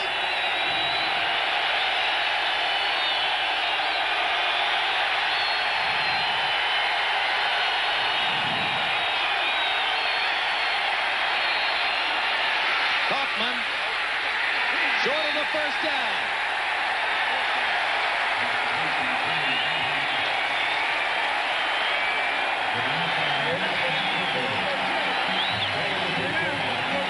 Hardy Nickerson comes up, undercuts him, makes him stop. Enough time for 25 Melvin Johnson to come up, force him out of bounds. Punt situation. Tremendous series for Tony Dungy's defense. And now Gossett will come on to kick it to Marvin Marshall. Possible field position advantage upcoming for the Bucs as Marshall waits in the shadow at his 40-yard line. Well, I know the Raiders are happy to have Gossett in this situation. And the sure-handed veteran gets it away. Marshall at the 30, gets back to the 35-yard line. Good downfield tackle by Paul Butcher, number 96. And it will be Tampa Bay ball with 5:18 remaining when we come back. All right, take care of yourself and call us. Everything okay? At the 35-yard line. Plenty of protection for Dilfer, and it's caught and then dropped by number 85, Courtney Hawkins. Hawkins, the veteran receiver, without a catch today, working against Albert Lewis, and that was close to a 25-yard pickup for Tampa Bay. Now watch it, nice throw, and he laid out for the catch, but he just bobbled a little bit at the end. You're going to see, as he's going out of bounds, he does not have control. The ball gets swatted loose right there then by Albert Lewis. Once again, now, you know, if he wasn't bobbling it, that would have been a completion. It would have been a nice game. Crowd booing, but it was nowhere near a proper catch, so it'll be second down 10. You see the excellent numbers on Dilfer for the day. 2 TDs. Bucs may have still been moving on offense at the snap. Eric Brett with the football. Chester McLaughlin with the tackle. No flag down, so it'll be third down long coming up for Tampa Bay. Well, obviously they're trying to, looks like they're trying to set up the pass, but a little run like that, it just seemed like there wasn't the momentum, wasn't the excitement that you've seen in the prior drive. Rhett comes off the field on third down as Jerry Ellison comes in. Allstott also coming off. Tampa Bay with a little bit of an unusual personnel package here on third down 8. Ellison is the lone setback behind Dilfer. Remember, this team is short of both wide receivers and tight ends. And Dilfer throwing, trying the quick slant to number 86, Williams. Carl Kidd was there, and no flag is down, although the crowd wanted the interference call. That is a tough play to play, defense. You know, the guy, when he's slanting inside, he's going to get position just by the nature of the alignment of the defender, who is normally, the corner is normally trying to take away the outside position. But watch him here as he tries to bring the slant in. He doesn't have that alignment. He's taking it to the inside, and boom, there's nowhere to throw the ball. So Tommy Barnhart, with only one punt today, that a 60-yarder, is getting ready to nail it to Tim Brown as Brown waits at his 25. His kick high, relatively short. Brown chooses the fair catch and makes it at the Oakland 27. 36-yard punt by Barnhart. 4 minutes, 12 seconds to go. And Hostetler will come on. You know, you got to give it to him, though. I mean, the Raiders now obviously going to get a chance. The Buck defense playing well, and not many people really thought much of this Buck team at 1-8. I mean, my parents, they told me ahead of time. They said, this Buck team looks good. Not even talking about my dad, my mom. Your mother, Catherine? Catherine is the great prognosticator of our time. Catherine the Great. From the 28-yard line, Oakland Raiders looking for a long drive which would produce a victory here in Tampa. Hostetler fires complete to James Jett. And Jett, having a big day, makes the catch in front of Martin Mayhew, number 35.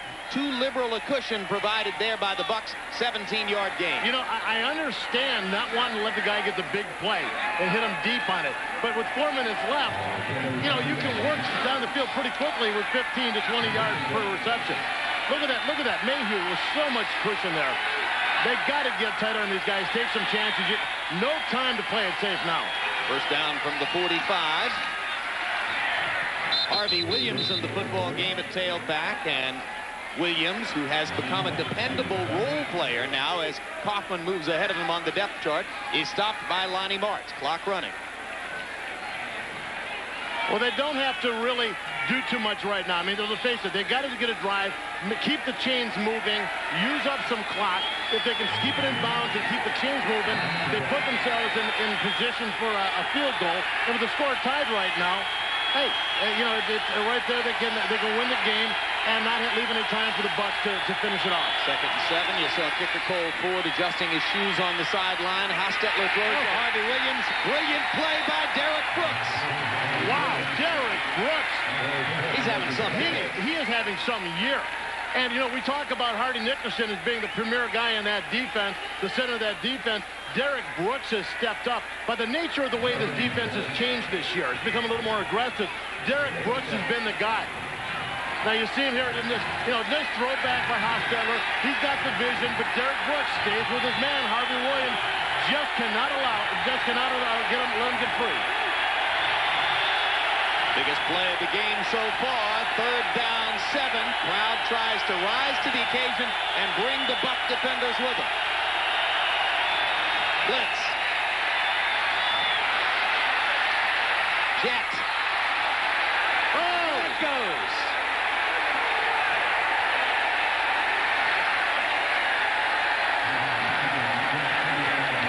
You live by the penalty, you die by the penalty. It was a roughing the passer call against Andre Bruce that helped the Bucs to the tie-breaking touchdown. Now with the score tied again, or to the tying touchdown, I should say. And now as the Raiders try to answer, they get the benefit of a pass interference penalty against Tampa. Well, what happens is it looks like both teams are trying to figure out what's happening, but the Tampa Bay cheerleaders have lined up on the field. It's a really kind of a strange look right here what's going on. But what happened is it looked like it was Melvin Johnson. Number 25, defense at the 1st down. Melvin Johnson was beat. He had his back to the ball and did not make a play on it.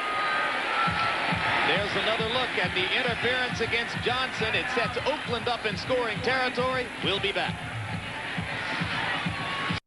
A couple of runs that you look at from tape footage and film footage, one of the great ones.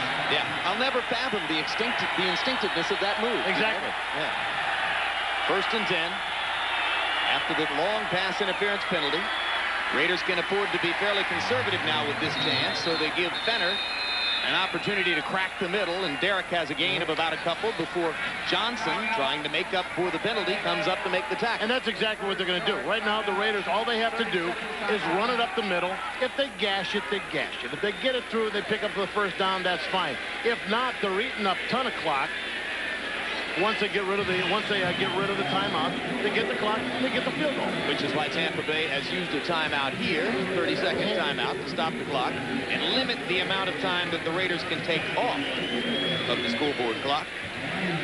Oakland has 1 timeout remaining. Tampa Bay now with 2 left.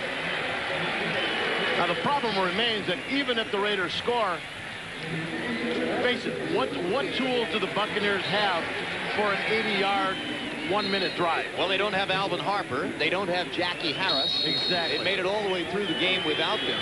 They do have, and I'm kind of fascinated to see him make a catch, Marvin Marshall, number 1, activated off the practice squad yesterday, former quarterback from South Carolina State. But that's another story for down the road. That's right. Let's see if the Raiders take the lead.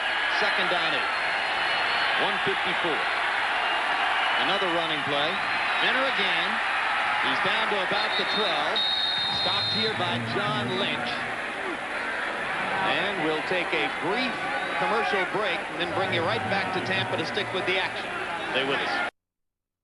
With as little time as possible after the Raiders are able to snap the tie. In fact, they do. Andrew Glover, number 87, the reserve tight end, is lined up as a fullback behind Hostetler, and Fenner is in a tailback position behind Glover. And Fenner has 1st down yardage inside the 10 to about the 7-yard line, and that leaves the Raiders totally in the driver's seat. Tony Bowie made the tackle, but now Oakland has the opportunity to take all the time off if they choose before trying a field goal. And interesting, looks like they're going to pull the chains out and measure, but interesting choice of plays, or formations, I should say, as they put Andrew Glover in the backfield. Not so much that they need him as a blocker in the backfield, but because you know what it does? It makes the defense think, hey, what's he doing there? What's going on? It makes them hesitate just enough for them to find an opening. 3 straight carries for, I believe, 11 yards for Fenner. They'll measure this, and it is a 1st down. So Fenner, who plays fullback, but according to Coach Mike White, still thinks of himself as a tailback, gets the big carries there, and the first down, as we said, gives the Raiders the flexibility now to choose what they want to do with the clock. Yeah, without a doubt. And right now, the time is going to be eaten up. You know that Mike White's going to utilize all the clock he can, and boy, unless a miracle happens, some sort of turnover, a big hit by the Bucs, it looks like it's going to be the Raider game. Tampa Bay, having used 3 timeouts in a row, now has 0 left. Raiders still have a timeout. So that gives them the chance to stop the clock when they want to set up for the field goal try. But, you know, I mean, you never know. I mean, they are down here, and the Raiders are going to play it conservative. But remember, this Buccaneer defense has been playing very aggressive. They've been really a good penetration, guys flying around. Hey, you know, anything can happen. Somebody gets the helmet on a ball, the ball comes loose. A whole different scenario.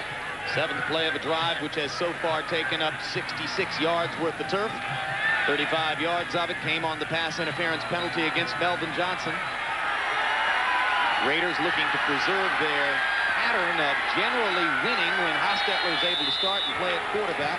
Hostetler takes a knee to get the clock rolling. Well, I guess he doesn't have to worry about the ball getting knocked out when he just takes a knee. Well, I know there's one guy on the Raiders that is very excited about what a lot of people excited about what Melvin Johnson did, but Andre Bruce is his little faux pas. He got a reprieve as Melvin Johnson stepped up for the Bucs and kind of took that mantle of GOAT. Tony Dungy is still talking about penalties and how they have damaged his team as he turns to his surrounding support on the sideline. 2nd down. Hostetler again will take the knee. And the clock will wind down. Cole Ford says, well, you know, I'll practice my kicking motion here, because I think in a few minutes they're going to want me to do this thing. 1 of 1 today, as you see, from 43 yards. He's missed a short 1 or 2 in the past. And at that point, all people that are Raider fans from years back have looked and said, and you released who? Jeff Jagers? Jagers had a rocky moment or 2 this year with the Bears. Hostetler watching the clock and now decides to take the timeout with 8 seconds showing. Well, the Raiders have Dan Turk snapping. Jeff Gossett, unquestionably one of the best holders in the sport, if not the very best. Well, we saw earlier in the day the field goal by the Oakland Raiders. Snap is high.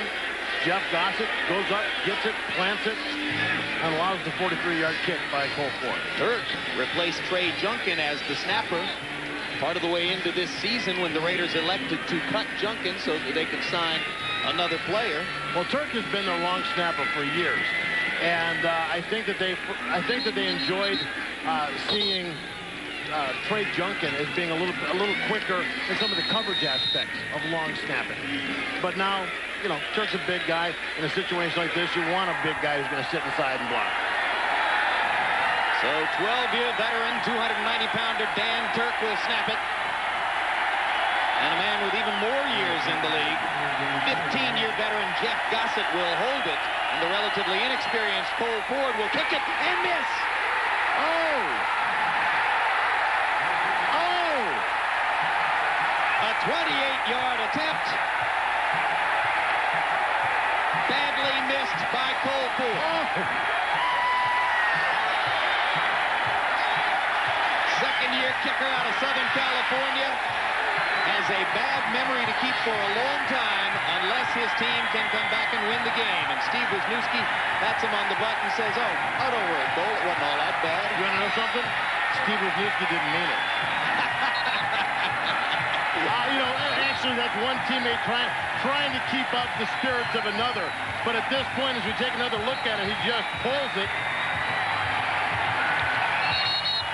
Gossett can't believe what he's looking at. Cannot believe that short kick does not make it through the uprights. 5 seconds still on the clock. And then we'll be headed to overtime. But Tony Dungy's thinking there is still some magic out there as the Buccaneers elect to let the clock run out and say, look, do it one more time. And Andre Bruce is thinking, well, at least I'm not the biggest goat on the plane if we lose this one. Heads it is. You won the toss. We want the ball. The Tampa Bay Buccaneers will receive a kick from Cole Ford of the Raiders to begin overtime. Ford, moments ago, missed a 28-yard try, which would have won the game for the Silver and Black. Now we begin again when we come back.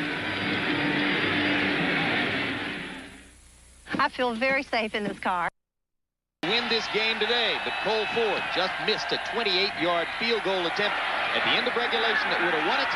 And now we go to OT. Tampa has the football.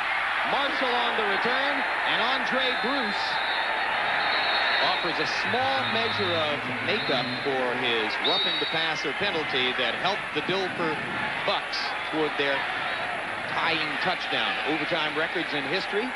Oakland well above 500. Tampa Bay as well. How to play 60 even minutes of football? Well, Dungy's team and White's team are not only even at 17-17 on the scoreboard, but in regulation, both teams had 268 total yards. Really uncanny. Good job. Fairly uncanny stuff. You look at the numbers for Dilfer and Hostetler today. Dilfer with 2 touchdown passes. On first down, Allstott gets the call, and a gain of a couple. It'll be second down to about 8. Flag is down. Not a good way to start. The Raiders, as is so frequently the case, are in double figures in penalties for the day. And it looks like they're adding to it. Offside. Number 56. Defense. Line up in the neutral zone. At the 5-yard penalty. First down. Well, he got 3 against McLaughlin. That's the second one against Swilling. Exactly. Look at Swilling here. We can't see it from the alignment, but you know, obviously you try and cheat up a little bit, crowd the line as close as possible. That's what the coaches tell you to do. But you got to at least know where the ball is. You know, the key here is like if you receive, you've got to get at least pick up some yardage. If you don't get a first down or two, a punt is going to leave the other team in good field position. Well, so the key here at first and 5, and I think Rhett just got a first down. So the key here is to do just that, whether it be by penalty, by hook, by crook, by whatever. Get the first downs, at least a couple of them, just to get this. Obviously, they'd like to get it out and go score all the way down the field. But the risk that you run of receiving in overtime is that if you don't move the ball, a punt is going to leave the other team in very good field position. And they'll measure here to see if Rhett got a full 5 yards on first and 5. Tampa Bay, we've already credited them with the 5 there. That's the reason it's now 273 total yards to 268. Good enough.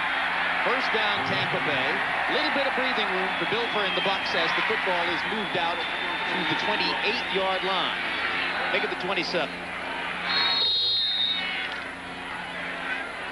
I mean, this is a good Raider defense that Trent Dilfer's offense is working against.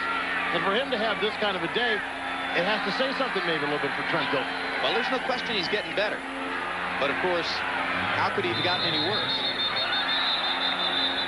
Allstott again with the football on first down. Eddie Anderson will get credit for the tackle along with Beekert, who was there. Whistle blew before the ball came loose. Gain of a yard. It'll be second down. Players ruled down by contact. Second down. Well, that could have been the hardest fought 1 yard I've ever seen. He broke off about 3 different tackles. You know what I like about Dilfer, Bob, as we look again at the short gain by Allstott and the fumble after he had been ruled down. Dilfer yesterday in his discussions with us was a no excuses guy. Exactly. Good point.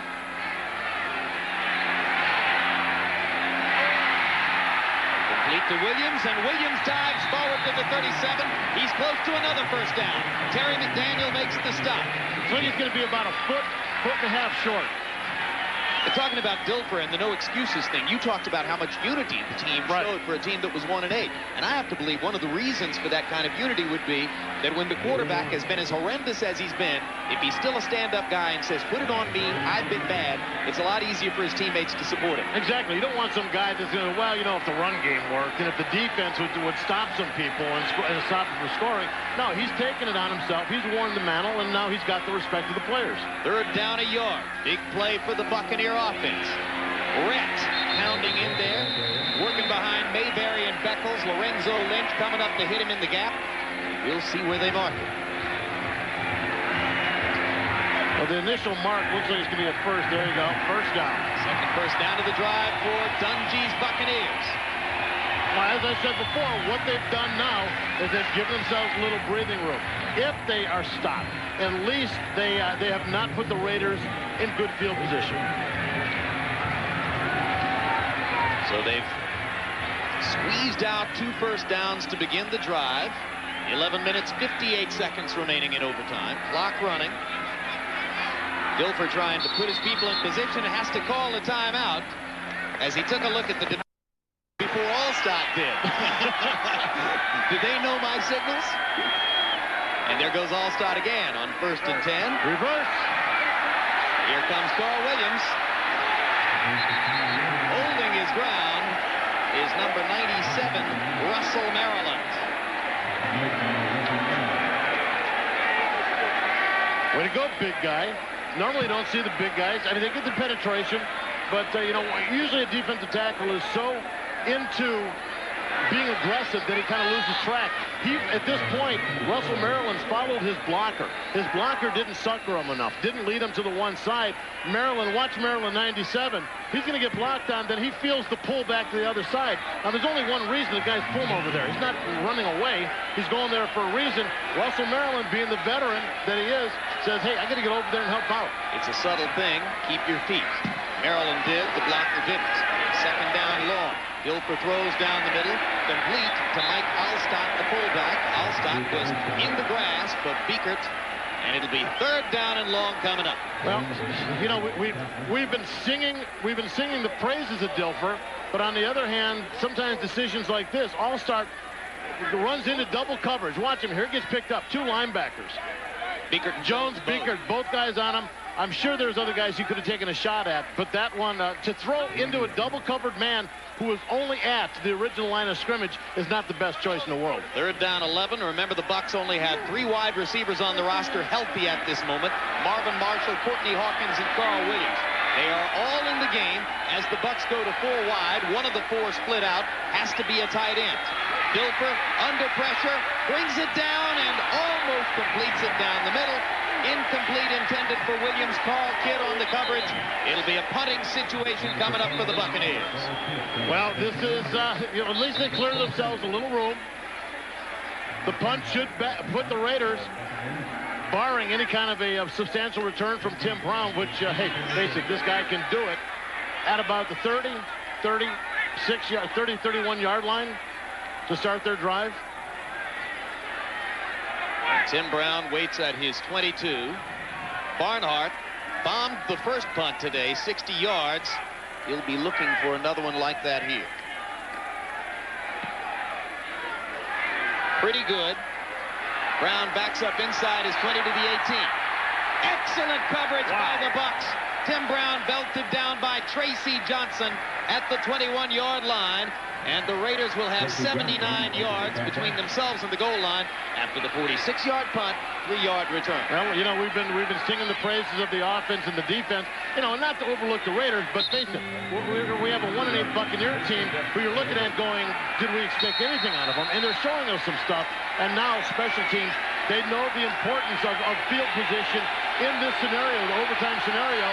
Good job of shutting down Tim Brown. Playoff teams find a way to score in this situation. What will the Raiders do? Play fake on 1st down. Hostetler with a wide open man. Brown juggled it and did not have possession as he went out of bounds. It certainly looked like he did not. Good job of getting a hand up and making a play on it. But as he brought it down, it just did not look like he had it. Let's take another look. You're going to see Tim Brown working up against. Right here, he's making a break to the outside against Abraham. Here, going to go up, bring it down, bobbling it as his feet go out of bounds. Good call by the referees. About a half a second late controlling the football. Yep. 2nd down 10. Football at the 22-yard line. Gogan pulling in front of Kaufman. And good run stoppage by the Tampa Bay defense as they hold Kaufman to a gain of 3. Hardy Nickerson there to make the tackle. Boy, I tell you what, Kevin Gogan very close to being in motion. That was one of the quickest starts I've ever seen by a 300-plus pound offensive lineman. 325. That kid is 300-plus. Let's just say a big old boy. How about the right side of the Raider offensive front? Kennedy 335, Gogan 325, Barrett Robbins only 305, and now Derek Finner has come up lame for the moment. Looks like he might have a cramp.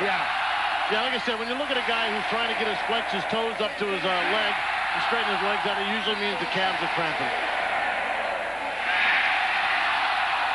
They played 4 quarters of Monday Night Football. Then they had to have a short week of preparation. Took the day off Tuesday, practiced Wednesday, Thursday, Friday, got on a plane, flew here, spent Friday and Saturday nights in the hotel. Now they're in overtime, playing in what is unusually warm weather for this time of year. A cramp is entirely predictable. And almost expected. Also, although the one thing that Mike White did, as we saw Mike White pacing the sidelines, he did tone down this week a little bit. They went in Tuesday, had light workouts with weights, a little bit of jogging to get the soreness out. Wednesday, they went out and they practiced. They only had 1 day of full contact.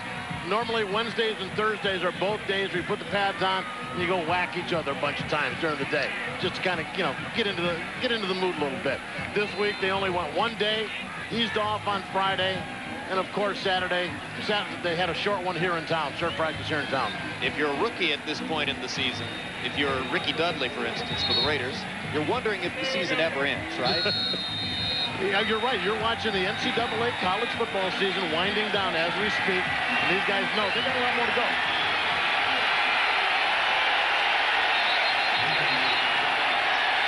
Third down.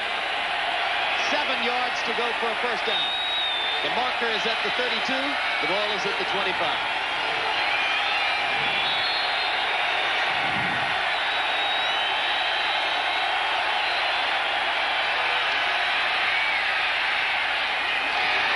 A little bit rushed. Just enough pressure from the Buccaneer defense to force Hostetler to throw it high over the outstretched hands of Harvey Williams. A little bit more through the outstretched hands of Harvey Williams. That should have been a grab. Hostetler didn't really have, he had people on the outside. He felt that. No real pressure, not too much in his face. Right there, the ball goes up through the hands of Harvey Williams. Hey, it's overtime. It's a big game. You got to get it.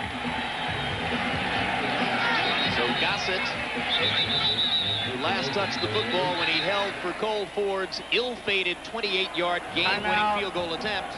Tampa Bay. Now Tampa Bay uses its second timeout, so the Bucs will have no timeouts remaining for the next 9 minutes, 6 seconds of this overtime period.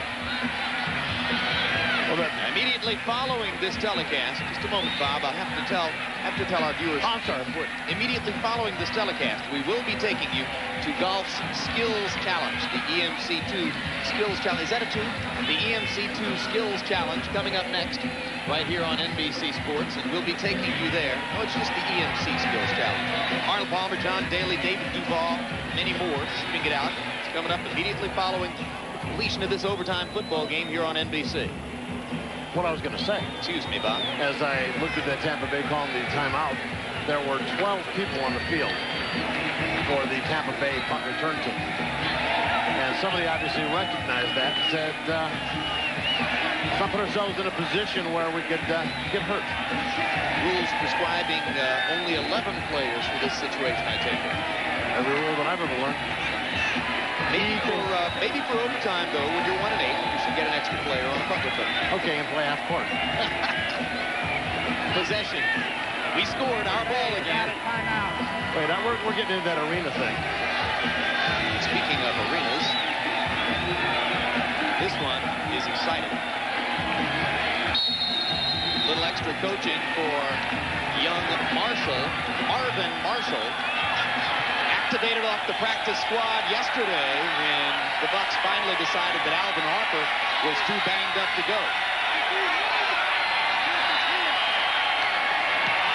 Gossett's punt almost blocked. Marshall takes it on the bounce. Beats the first man across the 35 to the 38-yard line. So to the degree that it's a battle of field position, the Buccaneers are, for the moment, winning it. Andrew Glover with the tackle, 45-yard punch, 8-yard return, and Gossett starting to have a rough day. He thought he might have gotten a roughing the kicker call. They may have moved to Oakland, but there's still a little bit of Hollywood. There's still a little Hollywood there in Oakland, as any punter is, especially in a situation like this. You're trying to maintain the ball. Hey, ref, I was roughed. Yeah, but I mean, at this point, you were roughed by your own guy. Exactly, but I mean, nobody even touched him. They didn't hit his foot. And, you know, the thing is, once the ref says, no, you weren't fouled, you'd think he would say, okay, and walk off. But I guess he's trying to keep the illusion going as to not look like a guy who might be. Yes, achieve the residual psychological effect. So that 3 months later, I knew there was some way I wanted to say that. The official says, the residual psychological effect, that's what you're looking for.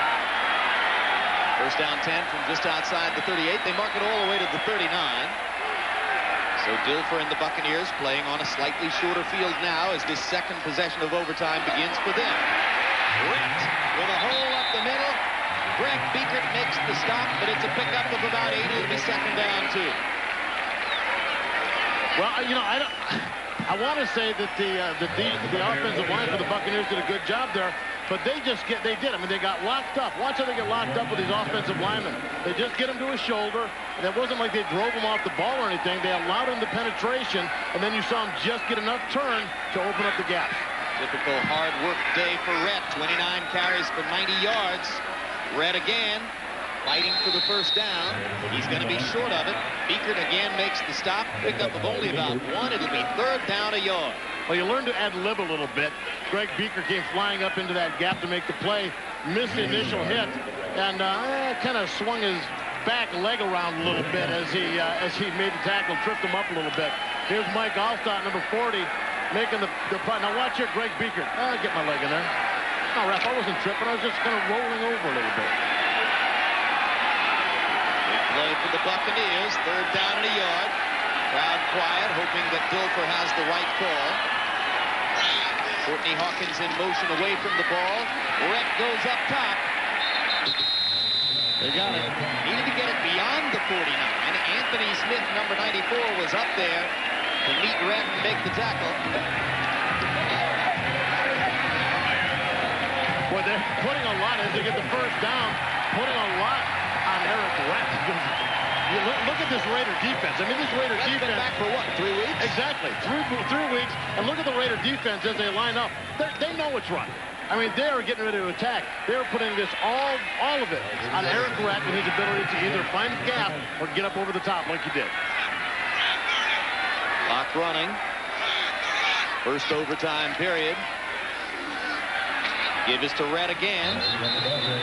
Eddie Anderson there to make the stop. It'll be second down long. Tie games are awfully rare in this league. 4 straight carries for Rhett. And you see part of the reason why Rhett and his agent Drew Rosenhaus felt as though he should hold out. Because he feels as though his career is ultimately going to be shortened by the amount of heavy work he has to do in this offense. Exactly. I mean, I'm not a guy that believes that you should be able to renegotiate while you have a current contract. But, I mean, this is a special circumstance. This is kind of a special circumstance that maybe the Glazers should address without any kind of involvement. Dilfer's pass complete to Carl Williams. Crowd erupts in excitement. As Williams gets to the 37 of Oakland, Albert Lewis made the stop. And I was just going to say, when was the last last pass any longer than like 3 or 4 yards? It's been a while. It's been a while. I was wondering if Dilfer still had those. Here gets a nice throw. Limited assortment of wide receivers available. You certainly would have thought that Courtney Hawkins would be the main man, but he has not had a catch. And Dilfer in big situations has repeatedly gone to the rookie Carl Williams. 4 catches for 55 yards on the day for Williams. Numbers on Dilfer. Controlled game. Allstott with the football, and Allstott pounds forward for a yard or 2. But, you know, you talk about going to Carl Williams, the rookie. We talked to Tony Dungy yesterday. We said, in fact, you asked him, what is the future of this team? Where is this team going? What are they seeing in giving them hope? He goes, well, look at what happens. Look what our rookies are doing. The young guys this year that are stepping up and making the contributions. Allstott, Carl Williams, guys like that, offensive linemen like George Diaz. On the second set, he goes, look at the second-year guys that have added, have come up and improved from last year. The Warren Sapps, guys like that. Second down, 8. Pass is complete to Allstott. Allstott's into field goal territory inside the 20 to about the 16-yard line. Eddie Anderson makes the stop. And what happens? I'm talking about the young guys. This kid's a pro. He is a pro. Talking about the young guys that are stepping up and they're going to make this a part of it, make this team successful in the future. And what do? They dump it off to Mike Allstott, working up against Mike Jones. Mike Jones looks like he was in a key blitz. What happens is if he comes up, he starts to make the blitz. If the back blocks, he rushes. If the back releases, he goes into man-to-man coverage, but a step behind on that one. 111 total yards on the day there, you see, on 17 touches for Allstott. 9 carries, 44 yards. The number of catches that he had for 67 yards, 8 catches. Eddie Anderson pays the price for a direct hit on the 248-pound Allstott. He's going to have to limp off. The one thing you find with Allstott, too, is, hey, did somebody get him a bunch of file footage from Earl Campbell and say, you know what, it's fun running people over when you're that size, but it really shortens the amount of years you can play. Talk about a short career. Exactly.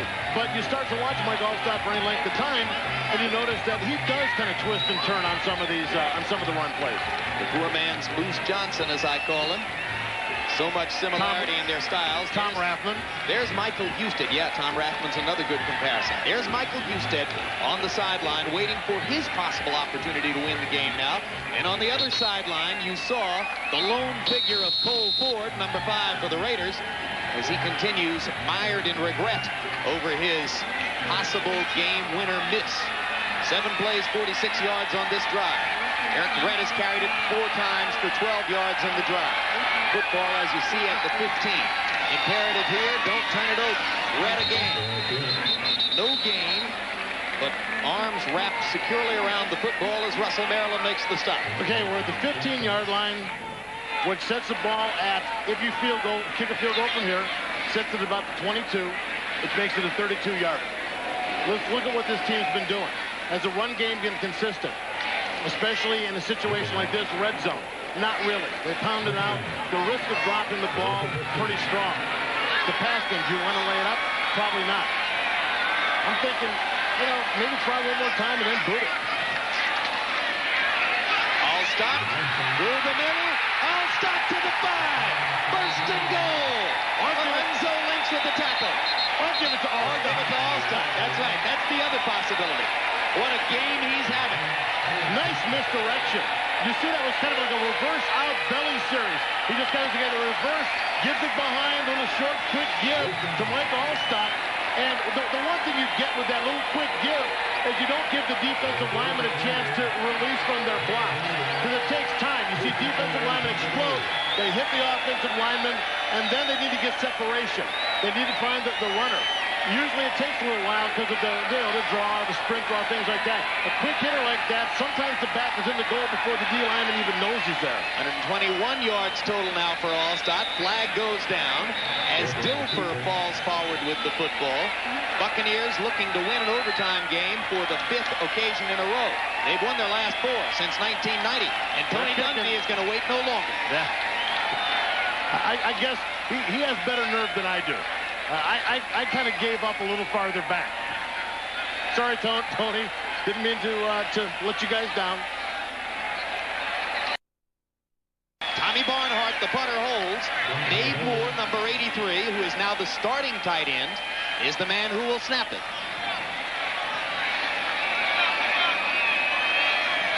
And for the moment, I don't see Moore out there. Ian Beckles, 62, is a guard. You got to look for 83, who is the listed long snapper and has been doing the kick snapping for the Bucs. Looks like it's going to be Jim Pine.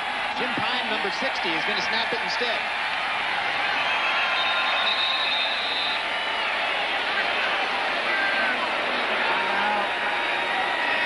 And they'll officially make it a 23-yard try. Now, Pine, having played every down at tight end, and they decide to go with the fresher Pine.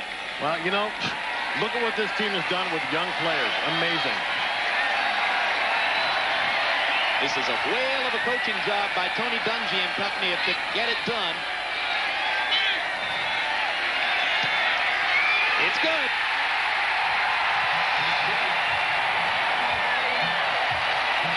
Raiders fall to 4-6. Buccaneers have their second win of the season. Cole Ford has an awfully long ride home coming on the plane.